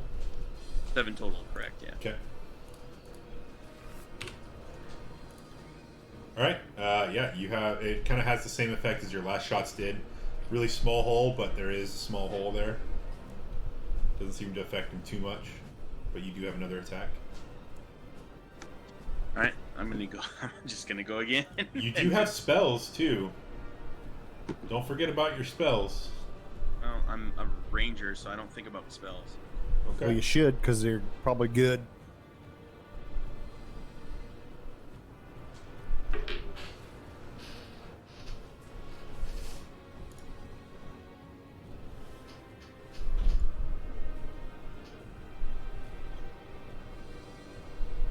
So I guess I'm gonna cast ensnaring strike. Okay. Are you gonna do that at level 1 or level 2? Let's go level 2. Okay. Go ahead and click the cast button next to it on the level 2. Okay. And then you can just roll to hit the creature. And the next time you hit, it'll have to make a save as thorny vines kind of appear out from your arrow and try to ensnare the creature. That's what ensnaring strike does. Yeah, basically, you're pretty much shooting a net at him. Gotcha. Okay, so I just do my normal throw at least to see if I hit. Do your normal attack right now. So 12 plus my 9, so... Okay, that'll hit for sure. All right, so you shoot your arrow. It hits the creature, but as it hits the creature this time, vines and thorny vines kind of sprout from your arrow, and the creature now has to make a saving throw. And because it is a large creature, it has advantage on this. And it's got to be a strength.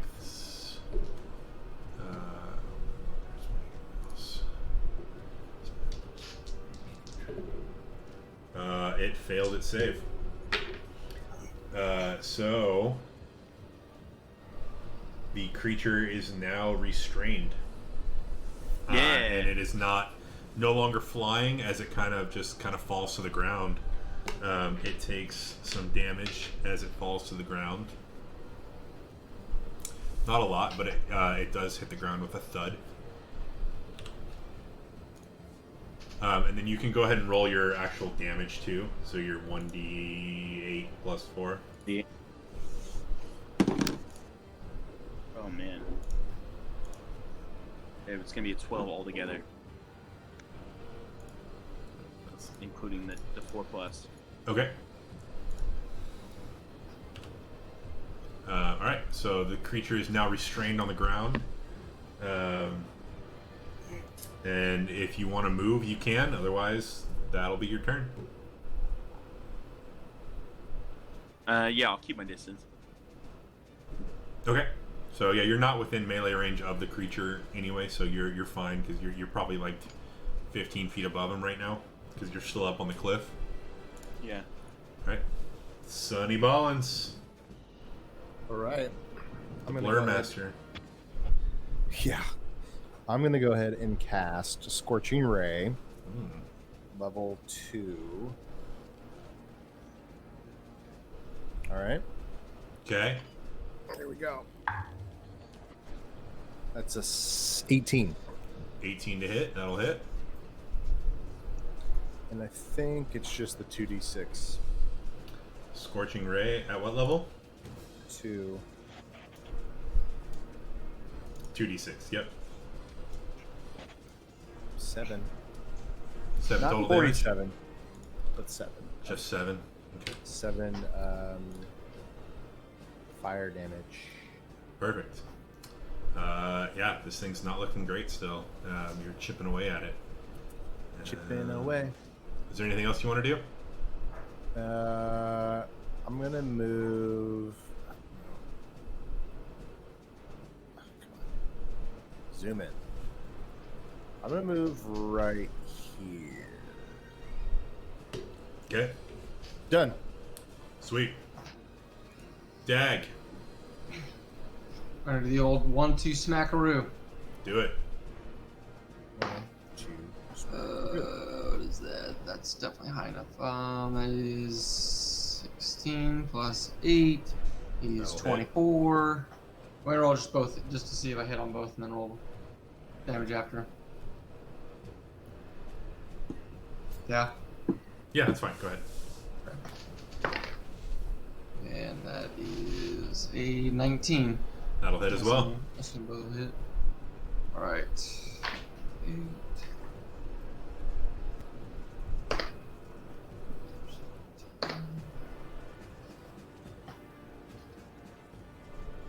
Oh, 23 damage altogether on that one. Okay, how do you kill this creature? I'm just gonna behead this mofo. Okay. So your sun sword comes out, you strike it as you just hit it clean, just right on the neck, as your sword just straight up Jedi style just cuts right through it, and now his head just rolls on the floor. And I just stand over it and say, I got the high ground. Nah.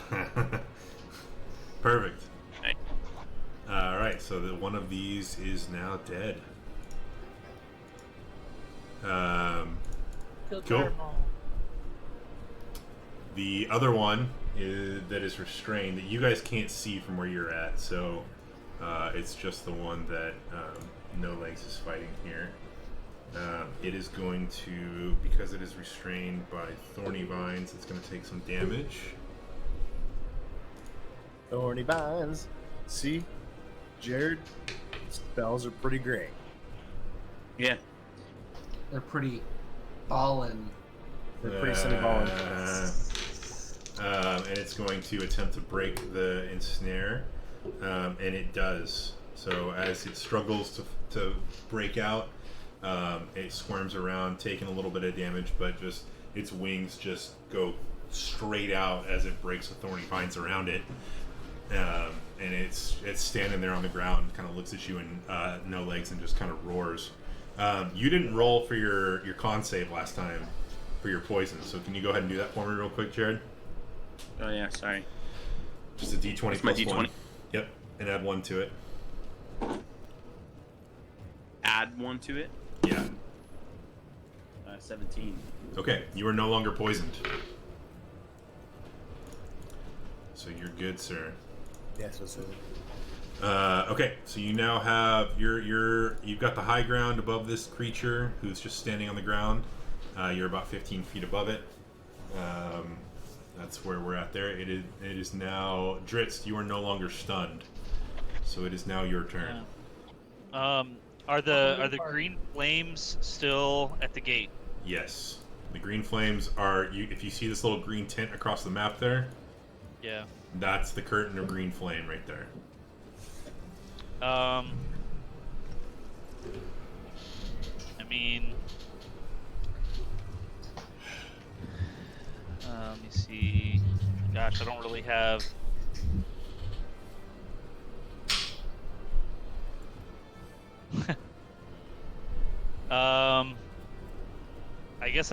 I guess I'm gonna attempt. Chris, you been drinking, bro? No, I'm just trying to figure out where. Like, I mean, there's not. I mean, we can't see the other victim. Like, it's too far of a distance for me to go the same path as No Legs. You know, You can obviously he always go needs through the help. fire. I mean, through the fire and the flames will carry on.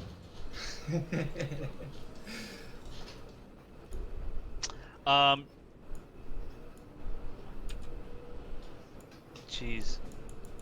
You know.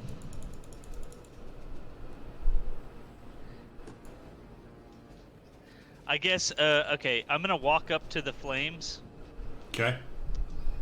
and, I'm going to, like, you know, very quickly, like, kick my leg into it and out, like, real quick. Okay. So as you, let me find enough dice here. Oh, no. As you kick your leg through, Look, a good time. By the way.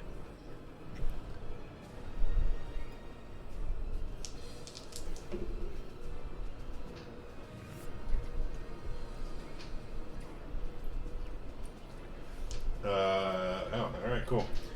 So yeah, you kick your foot into the flame, and your foot just catches completely on fire, and you take 33 points of fire damage. Jeez. And you have a burning foot at this point, so unless something happens, it's possible you could lose your foot. How much damage did you take? 33. Shoot.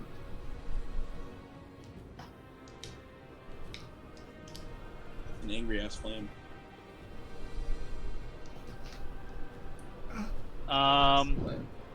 Do I still have enough movement left that I can, like, limp over to the snow and stick my foot in the snow? It took you 30 feet to move there, Oh. so that's all your movement. But if I don't take an action, do I get additional movement? I think your action was sticking your foot Yeah, in your the action was fire. sticking your foot in it. Yeah. All right. Well done. All right. This is so great. You know, Grim. at this It's rate, the Gris- tower all over again. Grim, you just watched your companion stick his foot into a curtain of magical green flame and suffer a tremendous amount of damage because of it. And it now has a burning foot. How would you like to proceed? I want to start inspecting him for brain damage first.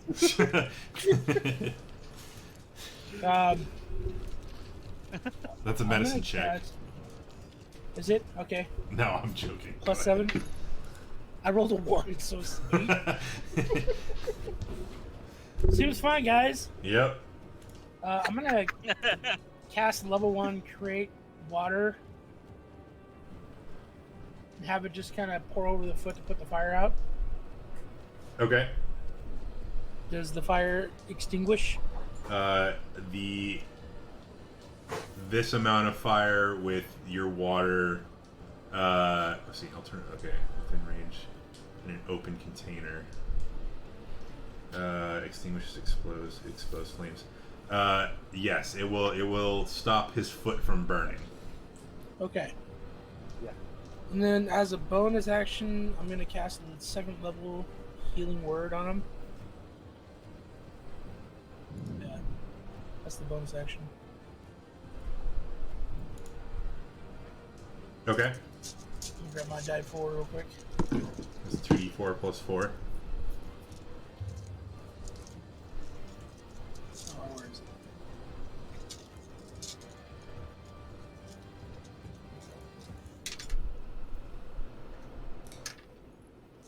Seven. That's 11 points. Healing for 11. Okay. So, Triss, you can take 11 points of health back. All right. That's about it. That's all I can All do. No legs. Yeah. Wait. Sorry, go ahead. Was there something else you want to do on your turn, Adam? Well, I was gonna see about as a movement, can I actually drag him away from the flame?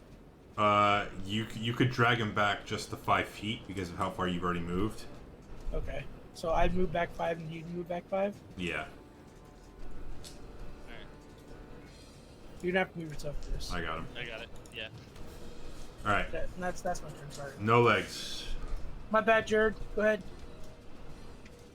Yes, sir. Okay, so this thing's on the ground. It is. still? It ripped through the thing, but it's on the ground. It is. It is standing on the ground right now, staring at you, getting ready to. I am stuff. going full-fledged arrow straight to the dome. Okay. Let's do it. Let's go ahead and roll your. I'm not comfortable enough getting close. So I'm still hitting that distance. Yeah. Let's do it. Roll your D20. D20 plus 9. Going to be a plus. You said plus 9. Yes, plus 9. Plus 9, 20. 20 will hit. Go ahead and roll your damage.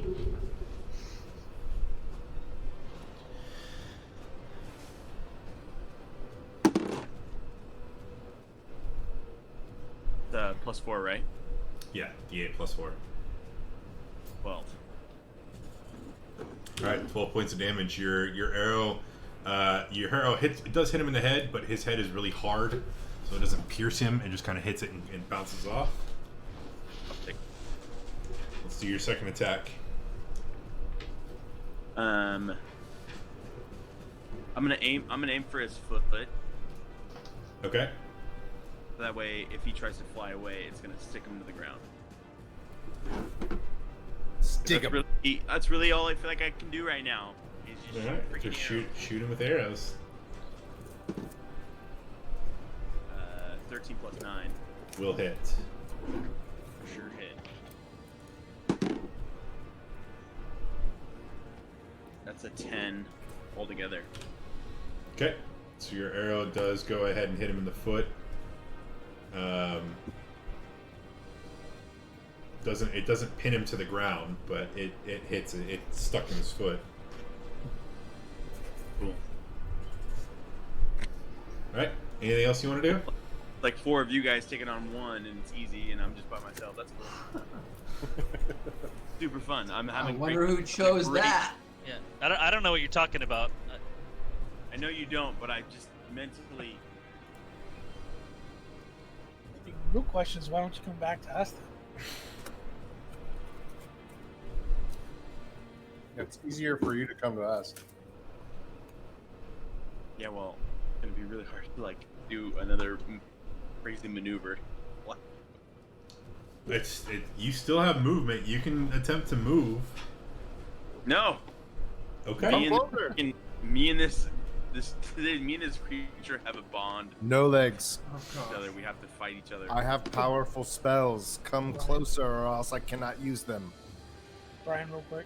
Uh How thick is this wall? huh. Is that 5 feet? 5. Yeah, 5. It's probably 5 foot solid. Okay.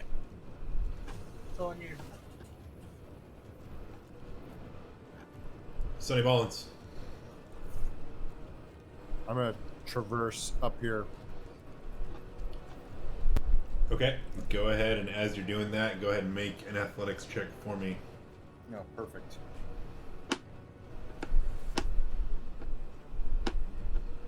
It's gonna be a 6.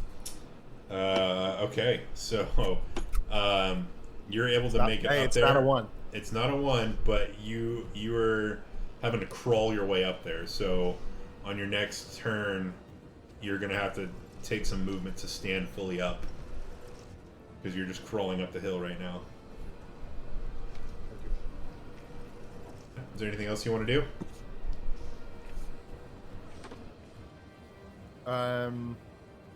I can't see the creature right at this point. No, you cannot from where you're at.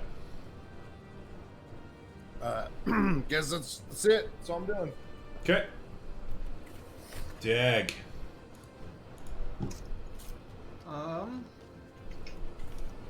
I'm gonna try to do the Sunny Ballin's way here and try to go up this steep side over here. Maybe try to get it. Does the wall go into the hill? The wall butts up to the hill, yeah. So you're gonna have to go up at least 10 or 15 feet Okay. before you can. 5, 10, 15, 20, 25, 30 right there. Nope. Nope. I mean, nope. It says 30 right there. Well, that actually, hold on. That doesn't seem right to me. Yeah, because that Each square this is one 10 feet. this should be a 5-foot square, or each square is 10 feet. Each square is 10 feet, so 10, 20. Yeah, because so I you- went like so I you did a could go- diagonal here, and then You went could over. go 10, 20, 30. Yeah, because I was trying to get like the base of the wall here, which is what I was trying to end up at. You could get to the top left corner right here. Okay, that's what I thought. Does that apply It's like for a me, weird- Brian? Yeah, I it moved should. right- I don't. I moved from here to there, Which that should only be like 15. 5, 10, 15 That's feet. 20. Yeah. I think that's 20 But right there. It would be actually. 20 because you're going uphill. Yeah, it's like rough So- terrain, right? Yeah, rough terrain is double movement. So yeah, you could move Like right there. diagonally again. Yeah, but you're still kind of on your knees. Okay. You can see no legs from where you're at, but you can't see the creature just yet. Okay. Okay, Doug, you're there. It is now. it's- Actually, before I finish, can I use my action to dash then? since I'm you can use basically the dash useless right action. now. Yep. Okay. So Do I need to roll something for the hill here? yeah, you'll need to roll athletics. You can move 30 feet, right? Yeah. So you can essentially get right here if you want to, and you'd be Okay. right above the creature. Okay, athletics plus 6, so I got a 12 on athletics. Okay. Actually, it's difficult terrain, so you're not going to be able to move that far. Right. With that, you're going to be able to remove right here in front of Sunny. Okay. Is this like where the wall meets? I'm guessing right here, or you're pinging. So right at, when you're where you're right here, you're like 5 feet above where No Legs is. Okay. So you could technically see the creature from where you were at right here. Okay, that's perfect then. Okay, so we'll go ahead and move you there. Cool. All right, it is its turn. It's seeing that there's another companion coming across the hill, it starts to take flight again and brings both of its talons to attack you, No Legs. Yeah. Do that. One of them hits, one of them misses. So, the one that hits, No Legs, you're going to go ahead and take 7 points of slashing damage.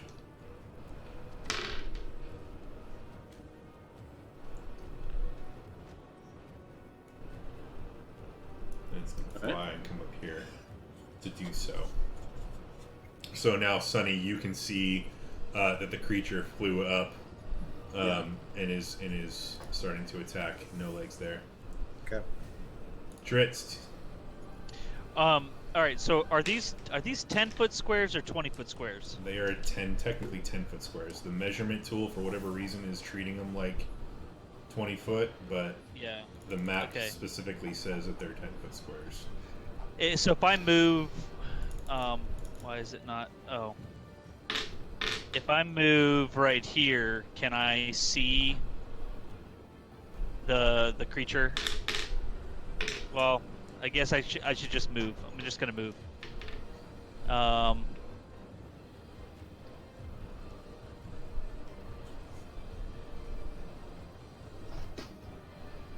right, so I'm gonna move right there. Do I have line of sight? You do, but only to part of it. It would benefit from half cover if you were to shoot it from there.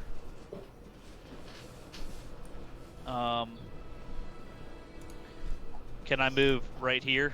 Because I still haven't moved my 30 feet. Right, but that's going to be difficult terrain, so that movement right there is going to count as 10 feet. But I have Landstrider, so I don't take. I can navigate difficult terrain without taking any movement. Okay. All right. So then I am going to. I'm going to go ahead and shoot. Take my actions and shoot my bow at it. Okay. I know that misses because it was a 4 on the die.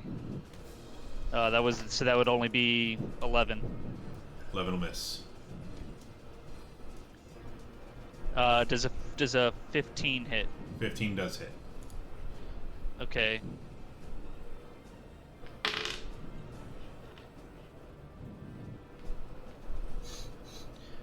Uh, 12 points of damage.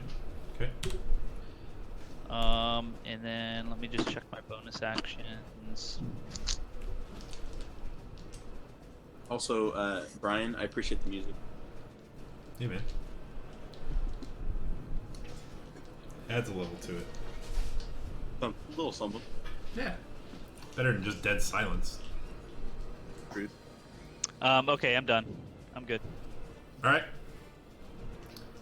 Grim. Is this area right here, the ground, is it ice or rock or what is it? It's a... Well, I mean, because The there's ground. there's fire there, so it's just a dirt path, but everything around it, there's snow. So there's no rock or anything or stone in there? No, not On right this there. ground? No, because that's underneath the pass, underneath the bridge. Yeah, do I see any medium-sized rocks around? Yeah, you can. Bowling you can ball find. size. Yeah, you can find bowling ball size. Yeah, I mean, you can Or search small. around in the snow area around here. You can find a rock. Okay, I'm gonna look for a rock then. Okay. I'm gonna place it right in the middle of this fire, right in the front of it. Okay. How are you Are you like trying to throw it, or are you trying Nope. to? I'm placing it just in front of it because I'm gonna use a spell on the rock. Okay. So you have a rock right in front of the curtain of flame. Yep. I'm gonna cast stone shape on it, a level 4 spell. And I'm gonna form it into a doorway, a passageway, to block the flame.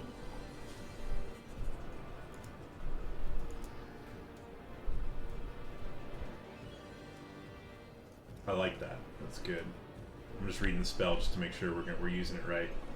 Yeah. Dang, that's creative. Yeah. Are you sure you don't want to stick your foot through it? Oh gosh.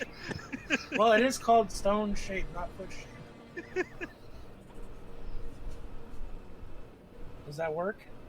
Yes, It's it does totally up work. to you. It's so yeah, it does work. It does create like it's only a 5-foot passage though.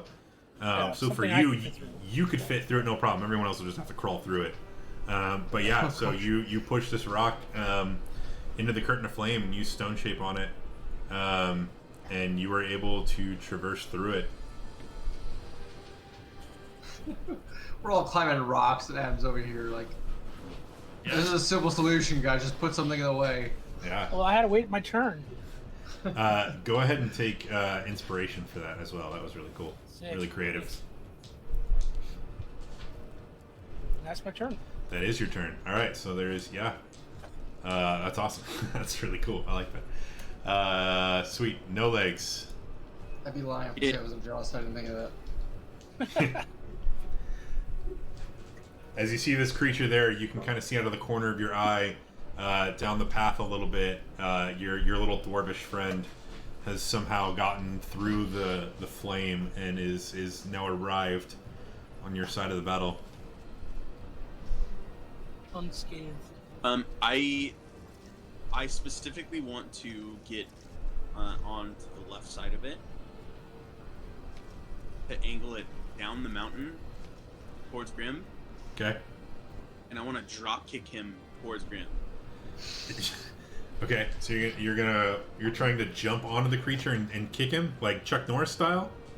Trying to like literally full-fledged, both feet, full just kick all the way down the mountain. Johnny Cage. Yeah, exactly. Oh yeah. Oh yeah, brother. Okay, cool. Go ahead and make an unarmed strike for me. So you're gonna move up here. Actually, first make an athletics check for me to make sure you can make it up there.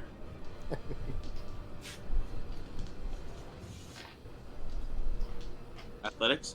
Yeah, D20 plus 2. Oh, nat 20, baby! All right. Yep. You just hop, skip, and jump all the way up there, and you go and you jump off the high ground there, and you jet both your feet out. Go ahead and roll an unarmed strike. So D20 plus 2 again. 17 plus 2, 19. 19. That'll definitely hit. So go ahead for the damage. Go ahead and well, technically you don't do any damage to it because it does 1 plus your strength modifier, and your strength modifier is -1. So, but you don't do any damage to it, but you are able to kick it and disorient it enough to make it kind of tumble down the mountain a little bit. It was flying, so you were able to just kind of cripple it enough so it falls back down to the ground down here, and it will take a little bit of falling damage from that. So cool move. I like it. Yeah, it was pretty cool. Go ahead and take inspiration for that too. Yeah! I keep forgetting about awarding you guys for cool points, so I'm trying to do that more. Guys, do anything creative. Brian's handing it out. Let's go. Yeah, I know, right? So, Jared, there's next to your walking speed, up on the top right of your thing, there's a blank box that says inspiration. Just click on it. Yeah. And you'll see like a little sun icon. Yeah. Basically, what that means is at any point on any like attack roll, damage roll, ability check, or not damage roll, but attack roll, ability check, anything that you would roll a d20 for, you can use your inspiration to gain advantage on that attack. So you would just roll another d20 and take the higher result. So, and then when you spend it, just click on that. You can only have 1 point inspiration at a time, but Yeah. it's Well, something. I appreciate you liking my creativity. Hey, I mean, if you're gonna be creative, I like it. So I just keep forgetting about it.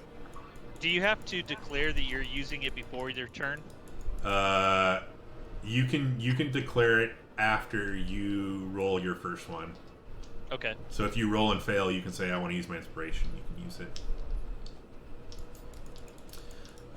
Cool. All right, so No Legs is drop kicked. You are now prone as well, though, so you are laying down on the ground. Yep.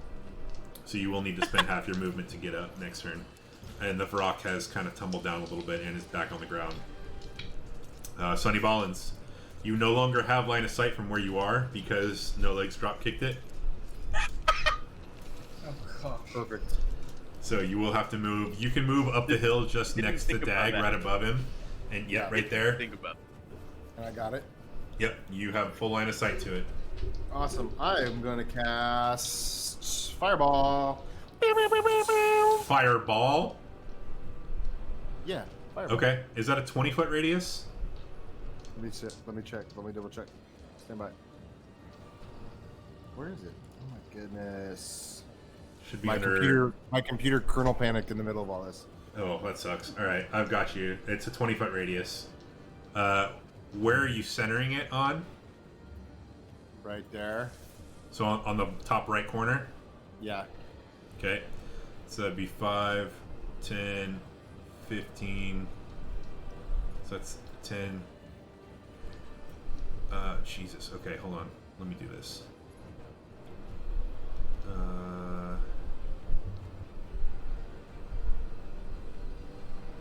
Draw shape. How do I draw a circle? Okay. 150 feet. So if you, Hold Alt. Yeah, I got it. it's 20 feet to the top right corner of the one that the circle that the guy is in. Well, each square is 10 feet, so that would be 4 feet or 4 squares, right? No.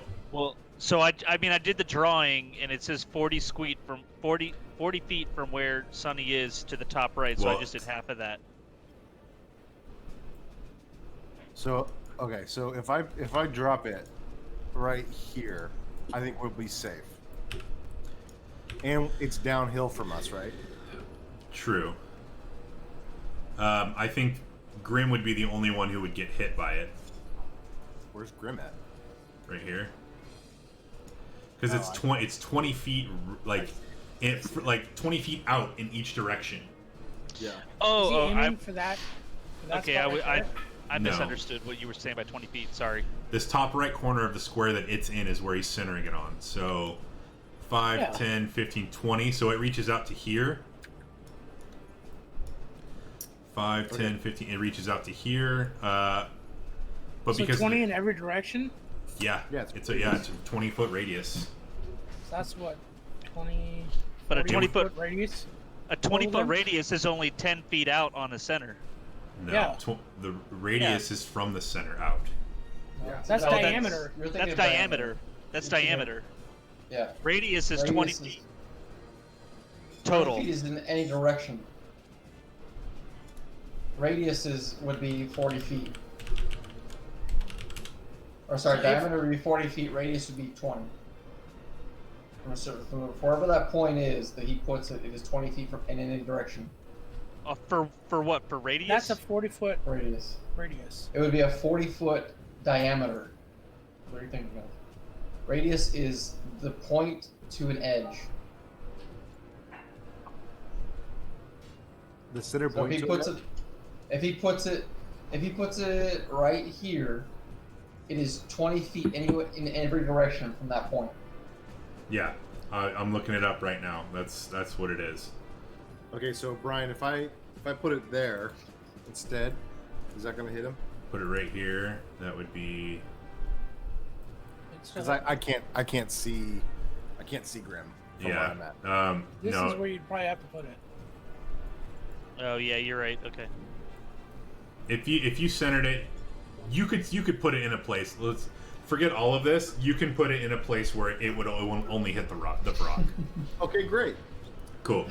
So yeah, you that's target it back here. You unleash your bolt of or your ball of fire. It just kind of all of a sudden gets really warm around you as you kamehameha this fireball down there, and it explodes behind the Vrock. Engulfing the edge of it will engulf him in flames, but it won't. I mean, Grim, you kind of see it in front of you. About 5 feet in front of you is where the limit is, so you kind of you're there. Go ahead and roll the. Or he has to make a save, right? 15, yeah.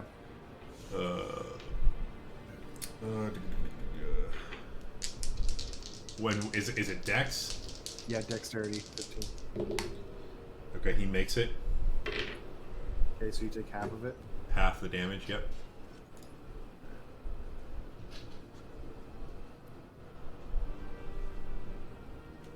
And I'm casting at 3. Okay.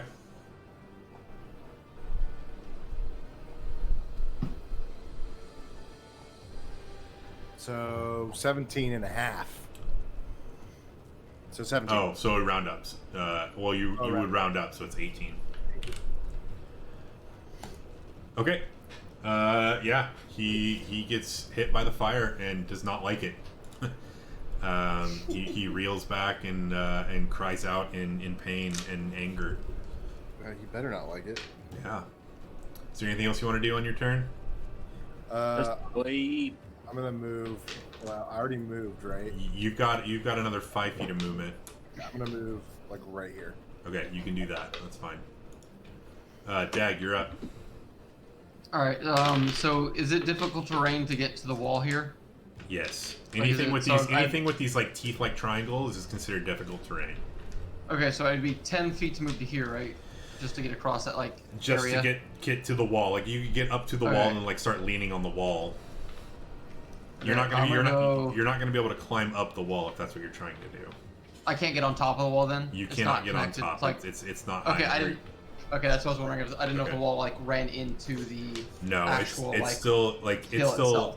like the wall is up here and the path is like down here, so you're like up against Okay. the wall. Okay, so you have to go around the wall. You can't get on. You would have to go around it, yeah. Okay. So there is 10. Okay, that's not cool. 20, and then would that put me in range 20 right there? So it would be, like, Yeah. So you're right above him. I mean, Okay. you would be swinging down at him. Okay. You're about equal with his head right now. Okay, so I'll just do the same old, 1-2 smackaroo. All right, let's do it. Yeah, that's not gonna hit. A 10. 10 will not hit. All right, we're just gonna call it good and say we're friends with this guy, cause I'm guessing a 9's not gonna hit either. 9 will not hit. I just rolled a 2 and a 1. You just hear a vish, vish, as you swing at him twice and nothing happens. You guys see this sweet sword I got? Yeah, right. Use the force, Anakin. It is now its turn. Seeing that this new creature has come at him with this bright weapon, it is now going to attempt to swing both of its talons at you. So the first one is going to be a 22. Yep. That will hit you. Mm-hmm. So where the hell did I put my dice? The first attack is going to do 20 points of slashing damage. Jeez. Okay. The second attack is going to miss you. Okay. Dritz, you are up. All right. I'm gonna move up the hill to right there and attack with my longbow. Okay. You have full vision of him. Okay. You know what? Before I attack, I'm just gonna go ahead and use my bonus action to cast Hunter's Mark again. Okay. You can go ahead and burn that spell slot again. What kind of damage does Hunter's Mark do? It just adds a d6. It's not a specific type of damage. It's. I think it's It's bludgeoning. Looks like. bludgeoning. Yeah. Okay. Bludgeoning, piercing, or slashing damage. Okay, so it's dependent on your weapon. All right. I think a 17 hits. 17 will hit. Tell me your Hunter's Mark damage separately. Okay. Curious. So I've got 12 points from the longbow, and then the hunter's mark is 3. Okay. And I'm gonna strike again with my longbow, Huh. and that is 23. 23 will hit. And that's 11 points with the longbow and 4 points with the hunter's mark. Cool. Perfect. So you fire 2 arrows at it, and they both connect, no problem. And He's not looking that's great. it. All right, cool. Grim. Well, welcome to the Resistance. Yes. You have made it past the fire. Okay, I'm going to cast my. I lost it. Level 1. Nope. Excuse me, level 2. Spiritual weapon Okay. as a bonus action. I'm going to place it right here.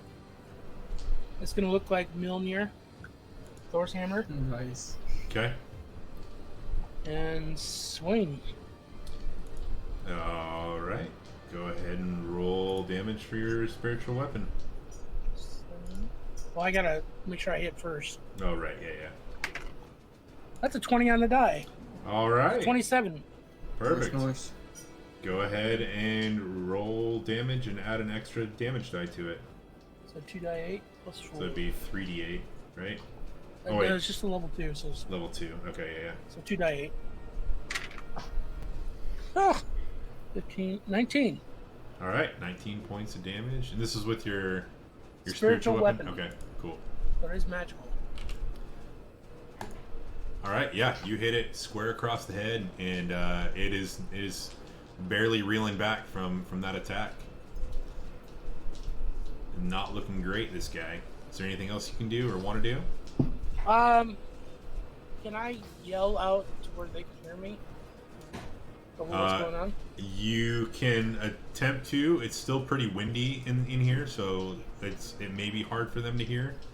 Okay, well then with my most gusto I can yell out, I'm gonna say use magic damage on it. Trying. Okay. I'm not even hear that. You could. I mean, yeah. I mean, they could probably hear it. It's only 20-ish feet away, and if you're yelling out super loud. Yeah. I'm trying to let them know, use magic on it. Okay. No legs. Yeah. You're still lying down on the side of the hill after drop kicking the motherfucker. Classic no legs fashion.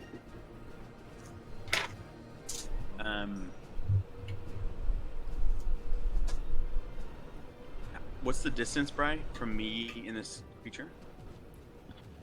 It's about 15 feet downhill. I decide to pull both my daggers out. Okay.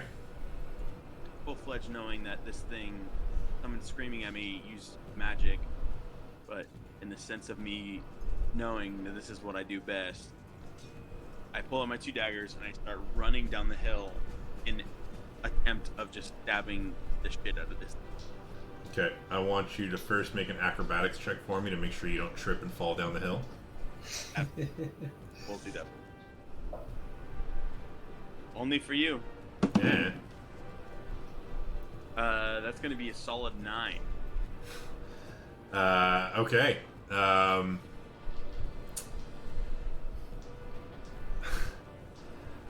You get to the point where you have to run around Dag, and you kind of just clip him enough to where it makes you you don't completely fall down, but if you were to attempt any sort of jump or any maneuver from there, that's not going to succeed. So you would essentially just stumble down onto the ground next to him. That's cool. Fine with me. I then provide to pull up my daggers or long swords or whatever people want to call them. I aim Butter directly knives. for both. Okay, so you have your daggers. One of you can go ahead and roll 2d20 and add 7 to each of them for both of your attacks. 2d20. Yeah, so you're rolling for both your attacks. And you said add what to it? Add 7 to each one of them. 14 on one. That's plus the 7. That's plus the 7. Yeah. Okay. And the second one? Second one was 22. Okay. So you strike out. Your first one misses, but your second one, you stab him straight, and it pierces him. Go ahead and roll 1d4 plus 4 on that one. 1d4. Yep. I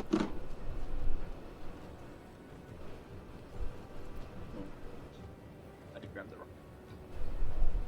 It's a little pyramid-looking one.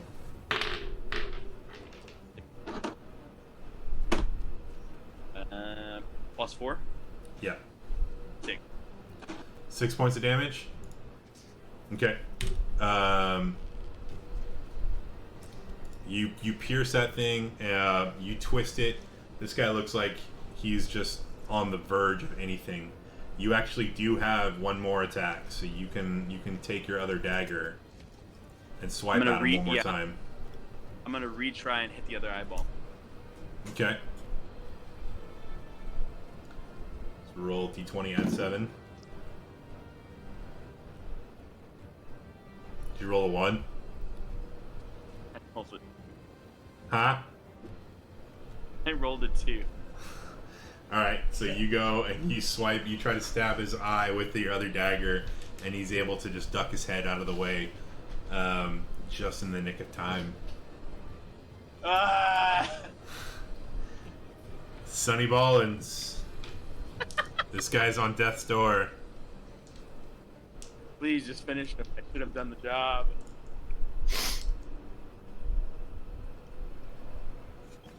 I'm gonna cast shield on myself. I'm just kidding. Prolong this No. another turn. Yeah, I'll cast firebolt on him. Firebolt. Firebolt. Okay. Go ahead and roll your attack. D20 plus 7. 16. 16 will hit.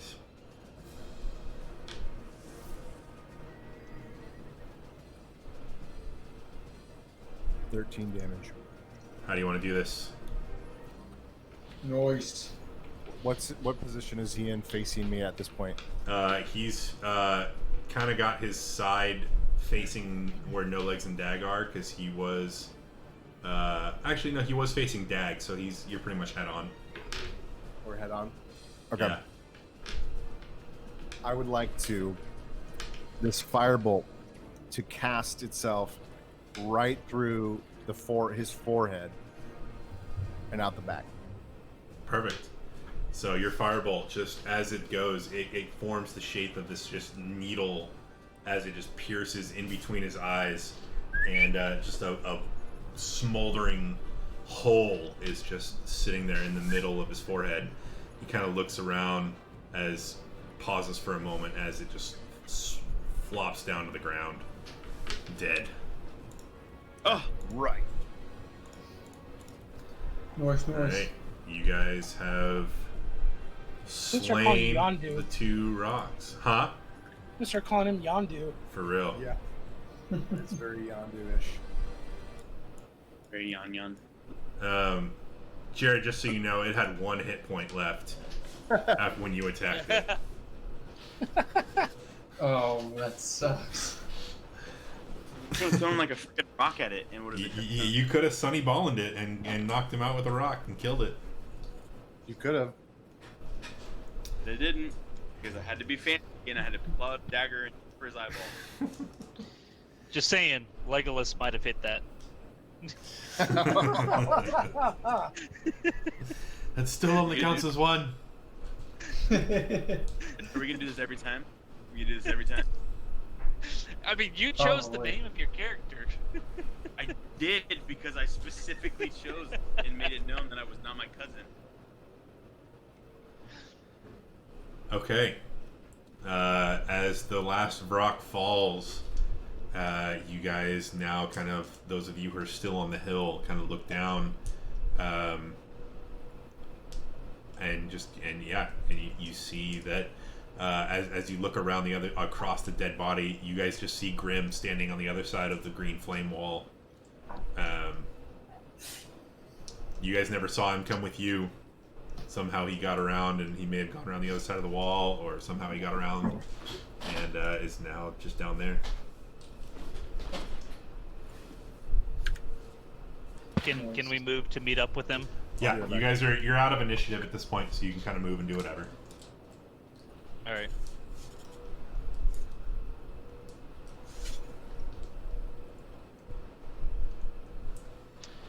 I'd like to. I just clap my hand on the back of Grim's shoulder and I say, "Hey, thanks for putting out that fire." Anything for you, buddy. I don't know about that other elf though.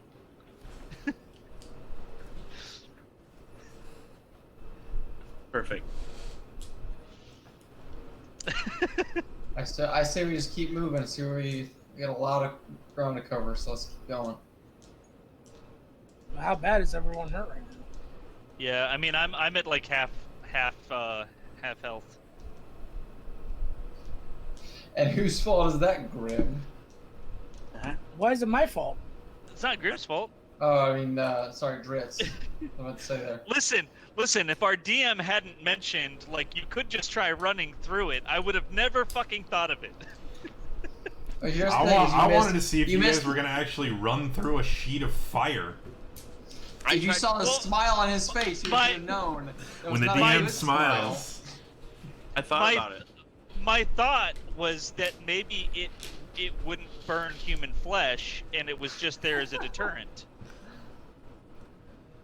Have you ever seen a Dag- fire that was just there for the sake of fire?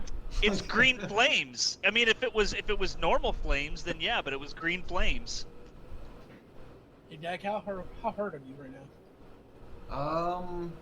He's pretty hard. I'm not even like below 3/4. I'm good, thank you. Yeah, I'm 45 out of 52. What about Sonny? Did he take his damage? He's dead. He's not even there. He's incapacitated. I think he's still at full. I'm refreshing.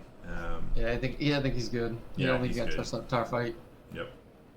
Then what are you at, Dritz? I'm at 34 of 66. Okay. I'm gonna go ahead and use my preserve life. Is that your channel divinity? Yep. Okay. And restore up to 40 hit points divided among creatures in 30 feet. So, Up to half a creature's max HP. what's your half HP, Chris? 33. So you're at 33. I'm at 34 right No, now, but you half can is So I you can thirty. heal? you can heal him for 33. Okay, I'm gonna heal you for 30. Okay. How much damage did you say you had, Dag? Me? Yes, I took 22. 22. You're fine. What about Yeah, I'm you, good. Jared? I am at 45 out of 52. Oh, so you're not that hurt. I got barely touched. I'm gonna go ahead and use the last 10 for me then. Okay. Me myself 10. Thank you, Grim. This is where clerics forward. I do need to go make some food, so I'm not sure if we're calling it for the night or what. It's the next steps or what not, but I need Depending to- on what you guys want to do, we're getting close to wrapping it up. What is this building off to the right of us here? So it looks to be like it's an old guard tower.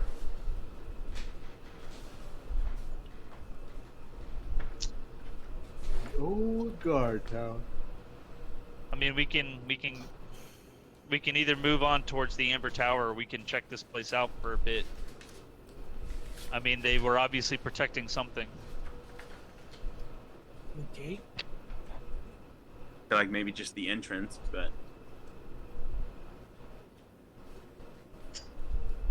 Can we inspect the? I'd like to inspect the corpse of one of these Vrocks and see if I can just I don't know, see if they have anything on them that is of any value or whatnot. Yeah, I mean, you look around. These guys are just magical beasts that were turned into stone, as guarding the thing. So, Okay. they don't really have anything, no items or anything on them. They're just beasts. What time of day is this? It's hard to tell because of the snow and the wind and the clouds and everything around there. But your best guess, based on when you guys left Kresk and everything, you're probably looking at mid-afternoon. Can I do a history check on one of these beasts to kind of see, like maybe what would have, like how they would have been enchanted, like what kind of creature would have enchanted them, or whatnot? Sure. So it's 14. So you're not sure exactly what, like you're not going to know specifically like who enchanted it, but I mean you can tell that like this, all of these magical enchantments were put in place by a powerful wizard or sorcerer to protect this pass.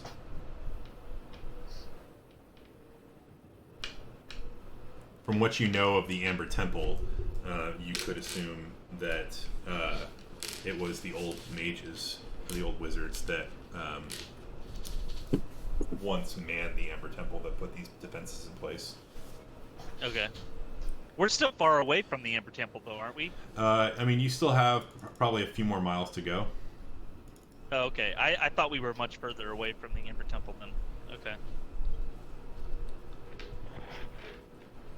You guys want to park it here in camp? Yeah, probably. Yeah, I think so. I could live with that. Do a I guess. short rest or something, or what? Long rest, maybe? Can Do a I long rest. inspect this door to see if there's any booby traps on it? Yeah, go ahead and roll investigation. Investigation. Plus 2. That is a 17.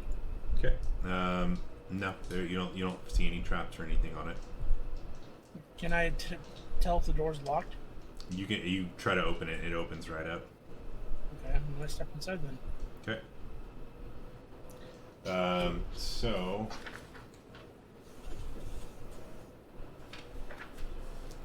there's a cold hearth stands across from the door, the wind howling from its chimney. A stone staircase is on the south wall. 3 windows look out over a foggy sea. So to the east, or you can see the 3 windows there that look out. All right. And all you see, there's just fog out there. Okay, and then on these stairs, do they look like they're old and brittle, like they're gonna break? They're stone stairs, so you'd be able to go up them. Okay, I'm gonna go up. Okay. I'm moving into the building. So Grim, I'll go ahead and move you here.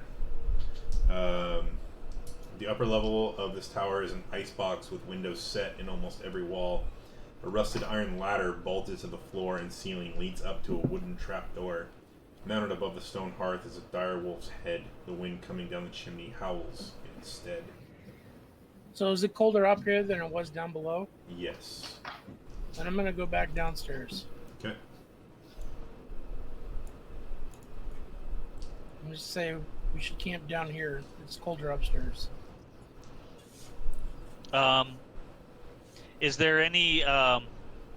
Can we attempt to light the fireplace? That looks like a fireplace right there. Is that a fireplace? Yeah, it's a hearth. I mean, there's Okay. there's no wood in it. Is there any?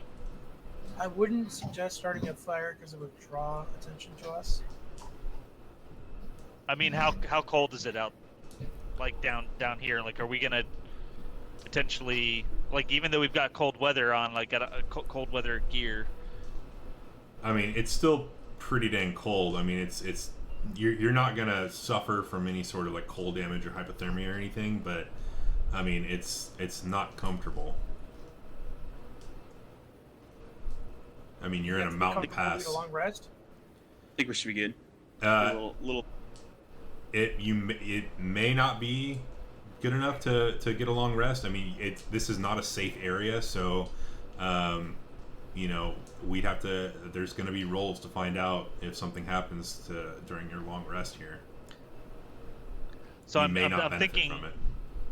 I mean, I'm thinking like we take the chance of like maybe giving away our position, or we don't get a long rest, because I feel like we're not going to be able to sleep through just being cold all night long.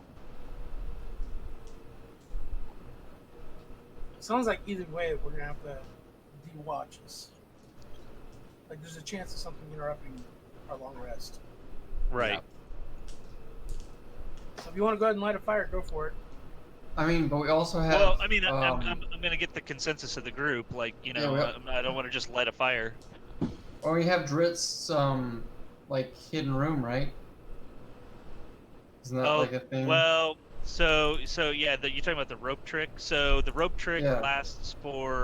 it only lasts for an hour. Oh, so it'd have to be a short rest then. Well, short rest is 4 hours. Or well, no, sorry, short rest is Just an like hour 2 of hours, non-light 2 activity, hours. yeah. Yeah. Sorry, I always think it's 4 hours, but it's not.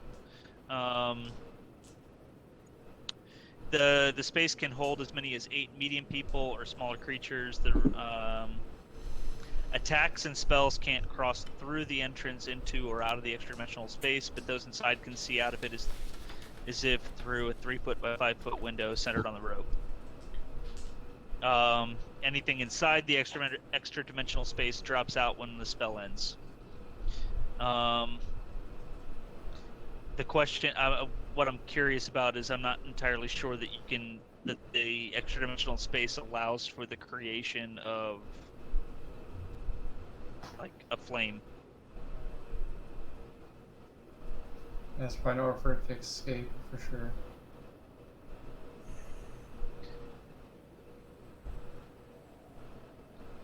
I mean, in theory. So Brian, this would be a DM question. Would the extra-dimensional space that would be outside of weather, wouldn't it? Yeah. I mean, you're not on. So- you wouldn't be in this dimension.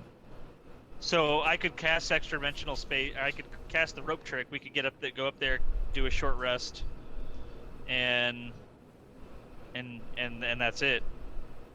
We'd be safe for an hour. For an hour. Yeah. Let's just turn a fire and rest.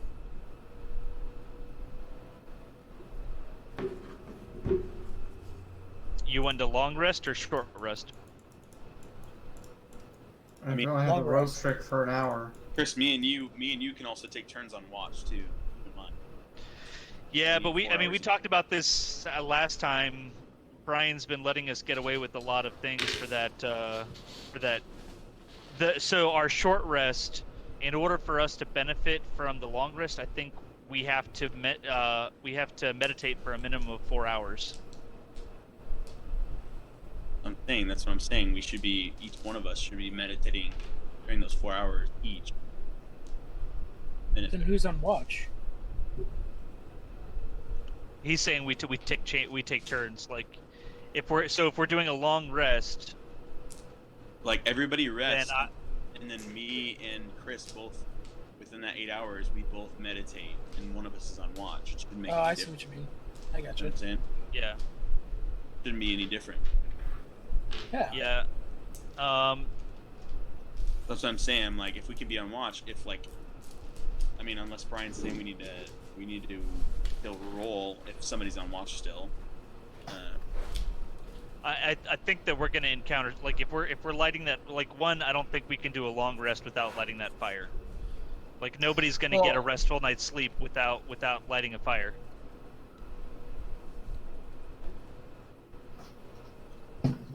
Here's what I can take. I can take a watch. I can take a watch. I don't need a long rest. I can do a short rest. And I can do one of the watches. Yeah, I've also dealt 5 damage, so I also can handle not sleeping. Well, so the question isn't whether or not like who can do what, because No Legs and I can split the watch. That's not a problem. The problem is whether or not we light a fire, because if we don't light a fire, nobody is going to benefit from a long rest, most likely. Where's I mean, the is sleep that- at? Yeah. My point is that, so Brian was saying that it's cold out, like it's super cold outside, and still it's very uncomfortable. So my point is we wouldn't get a restful sleep, and if you don't, even if you sleep for 8 hours and it's not restful, you're only going to benefit from a short rest. Yeah, one second. I don't know. I don't- guess- This I doesn't make don't- sense. I don't I don't mind lighting the fire. I don't care. But I just want to make sure that y'all know, like, if we light the fire, we could potentially draw in enemies. If we don't light the fire, you may not benefit from a long rest. Let's light the fire and do a long rest. Mm-hmm. All right. let's do it.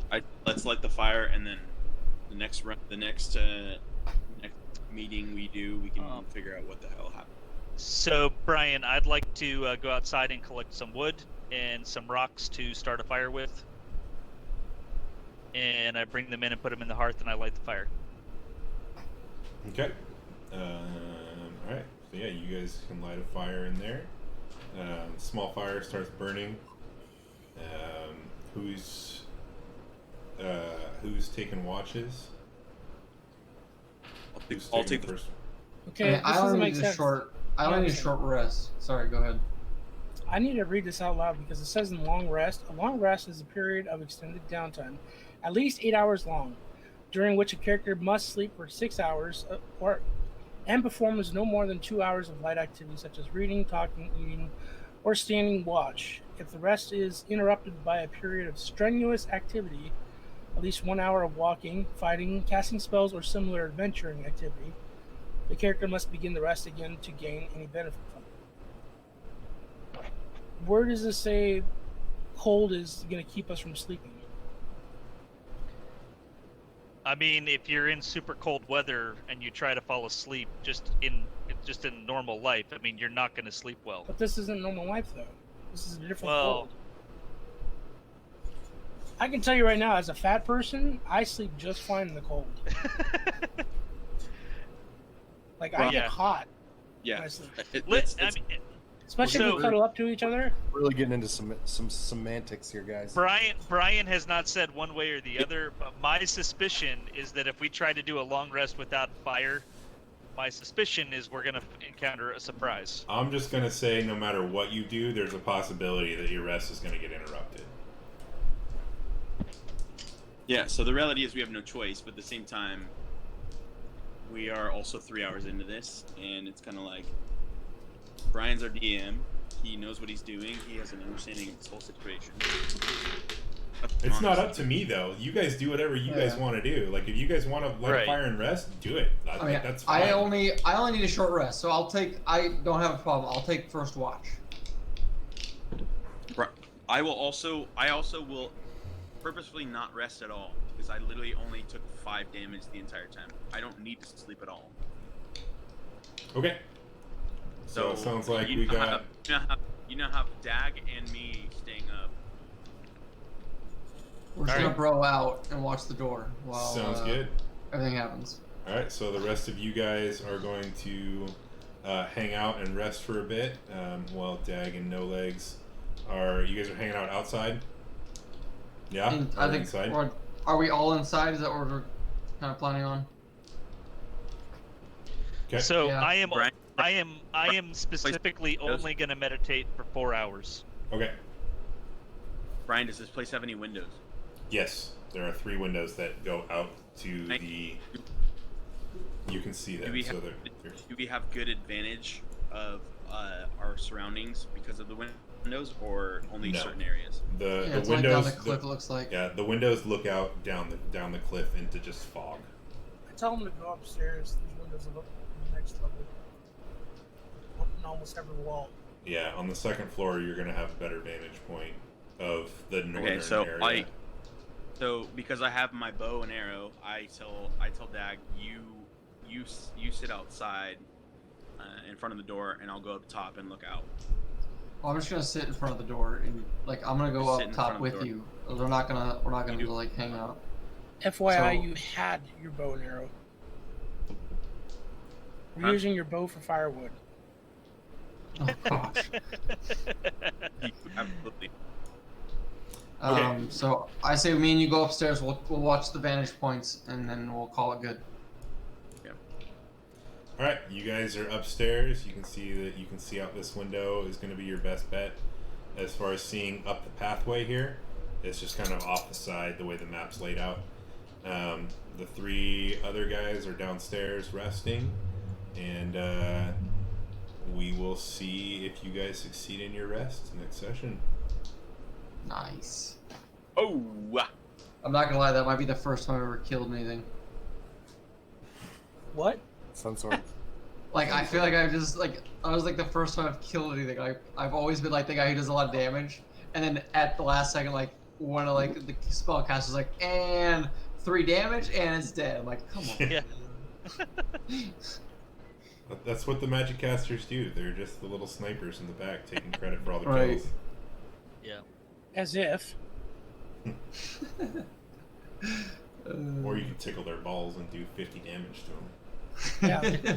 Right. Jeez, man, Grim, that That inflict 40, damage. 40 some points of damage that you did by inflicting touch. I mean, that was almost or half its inflicting health. wounds. Yeah, 47 necrotic damage. Yeah. that was crazy.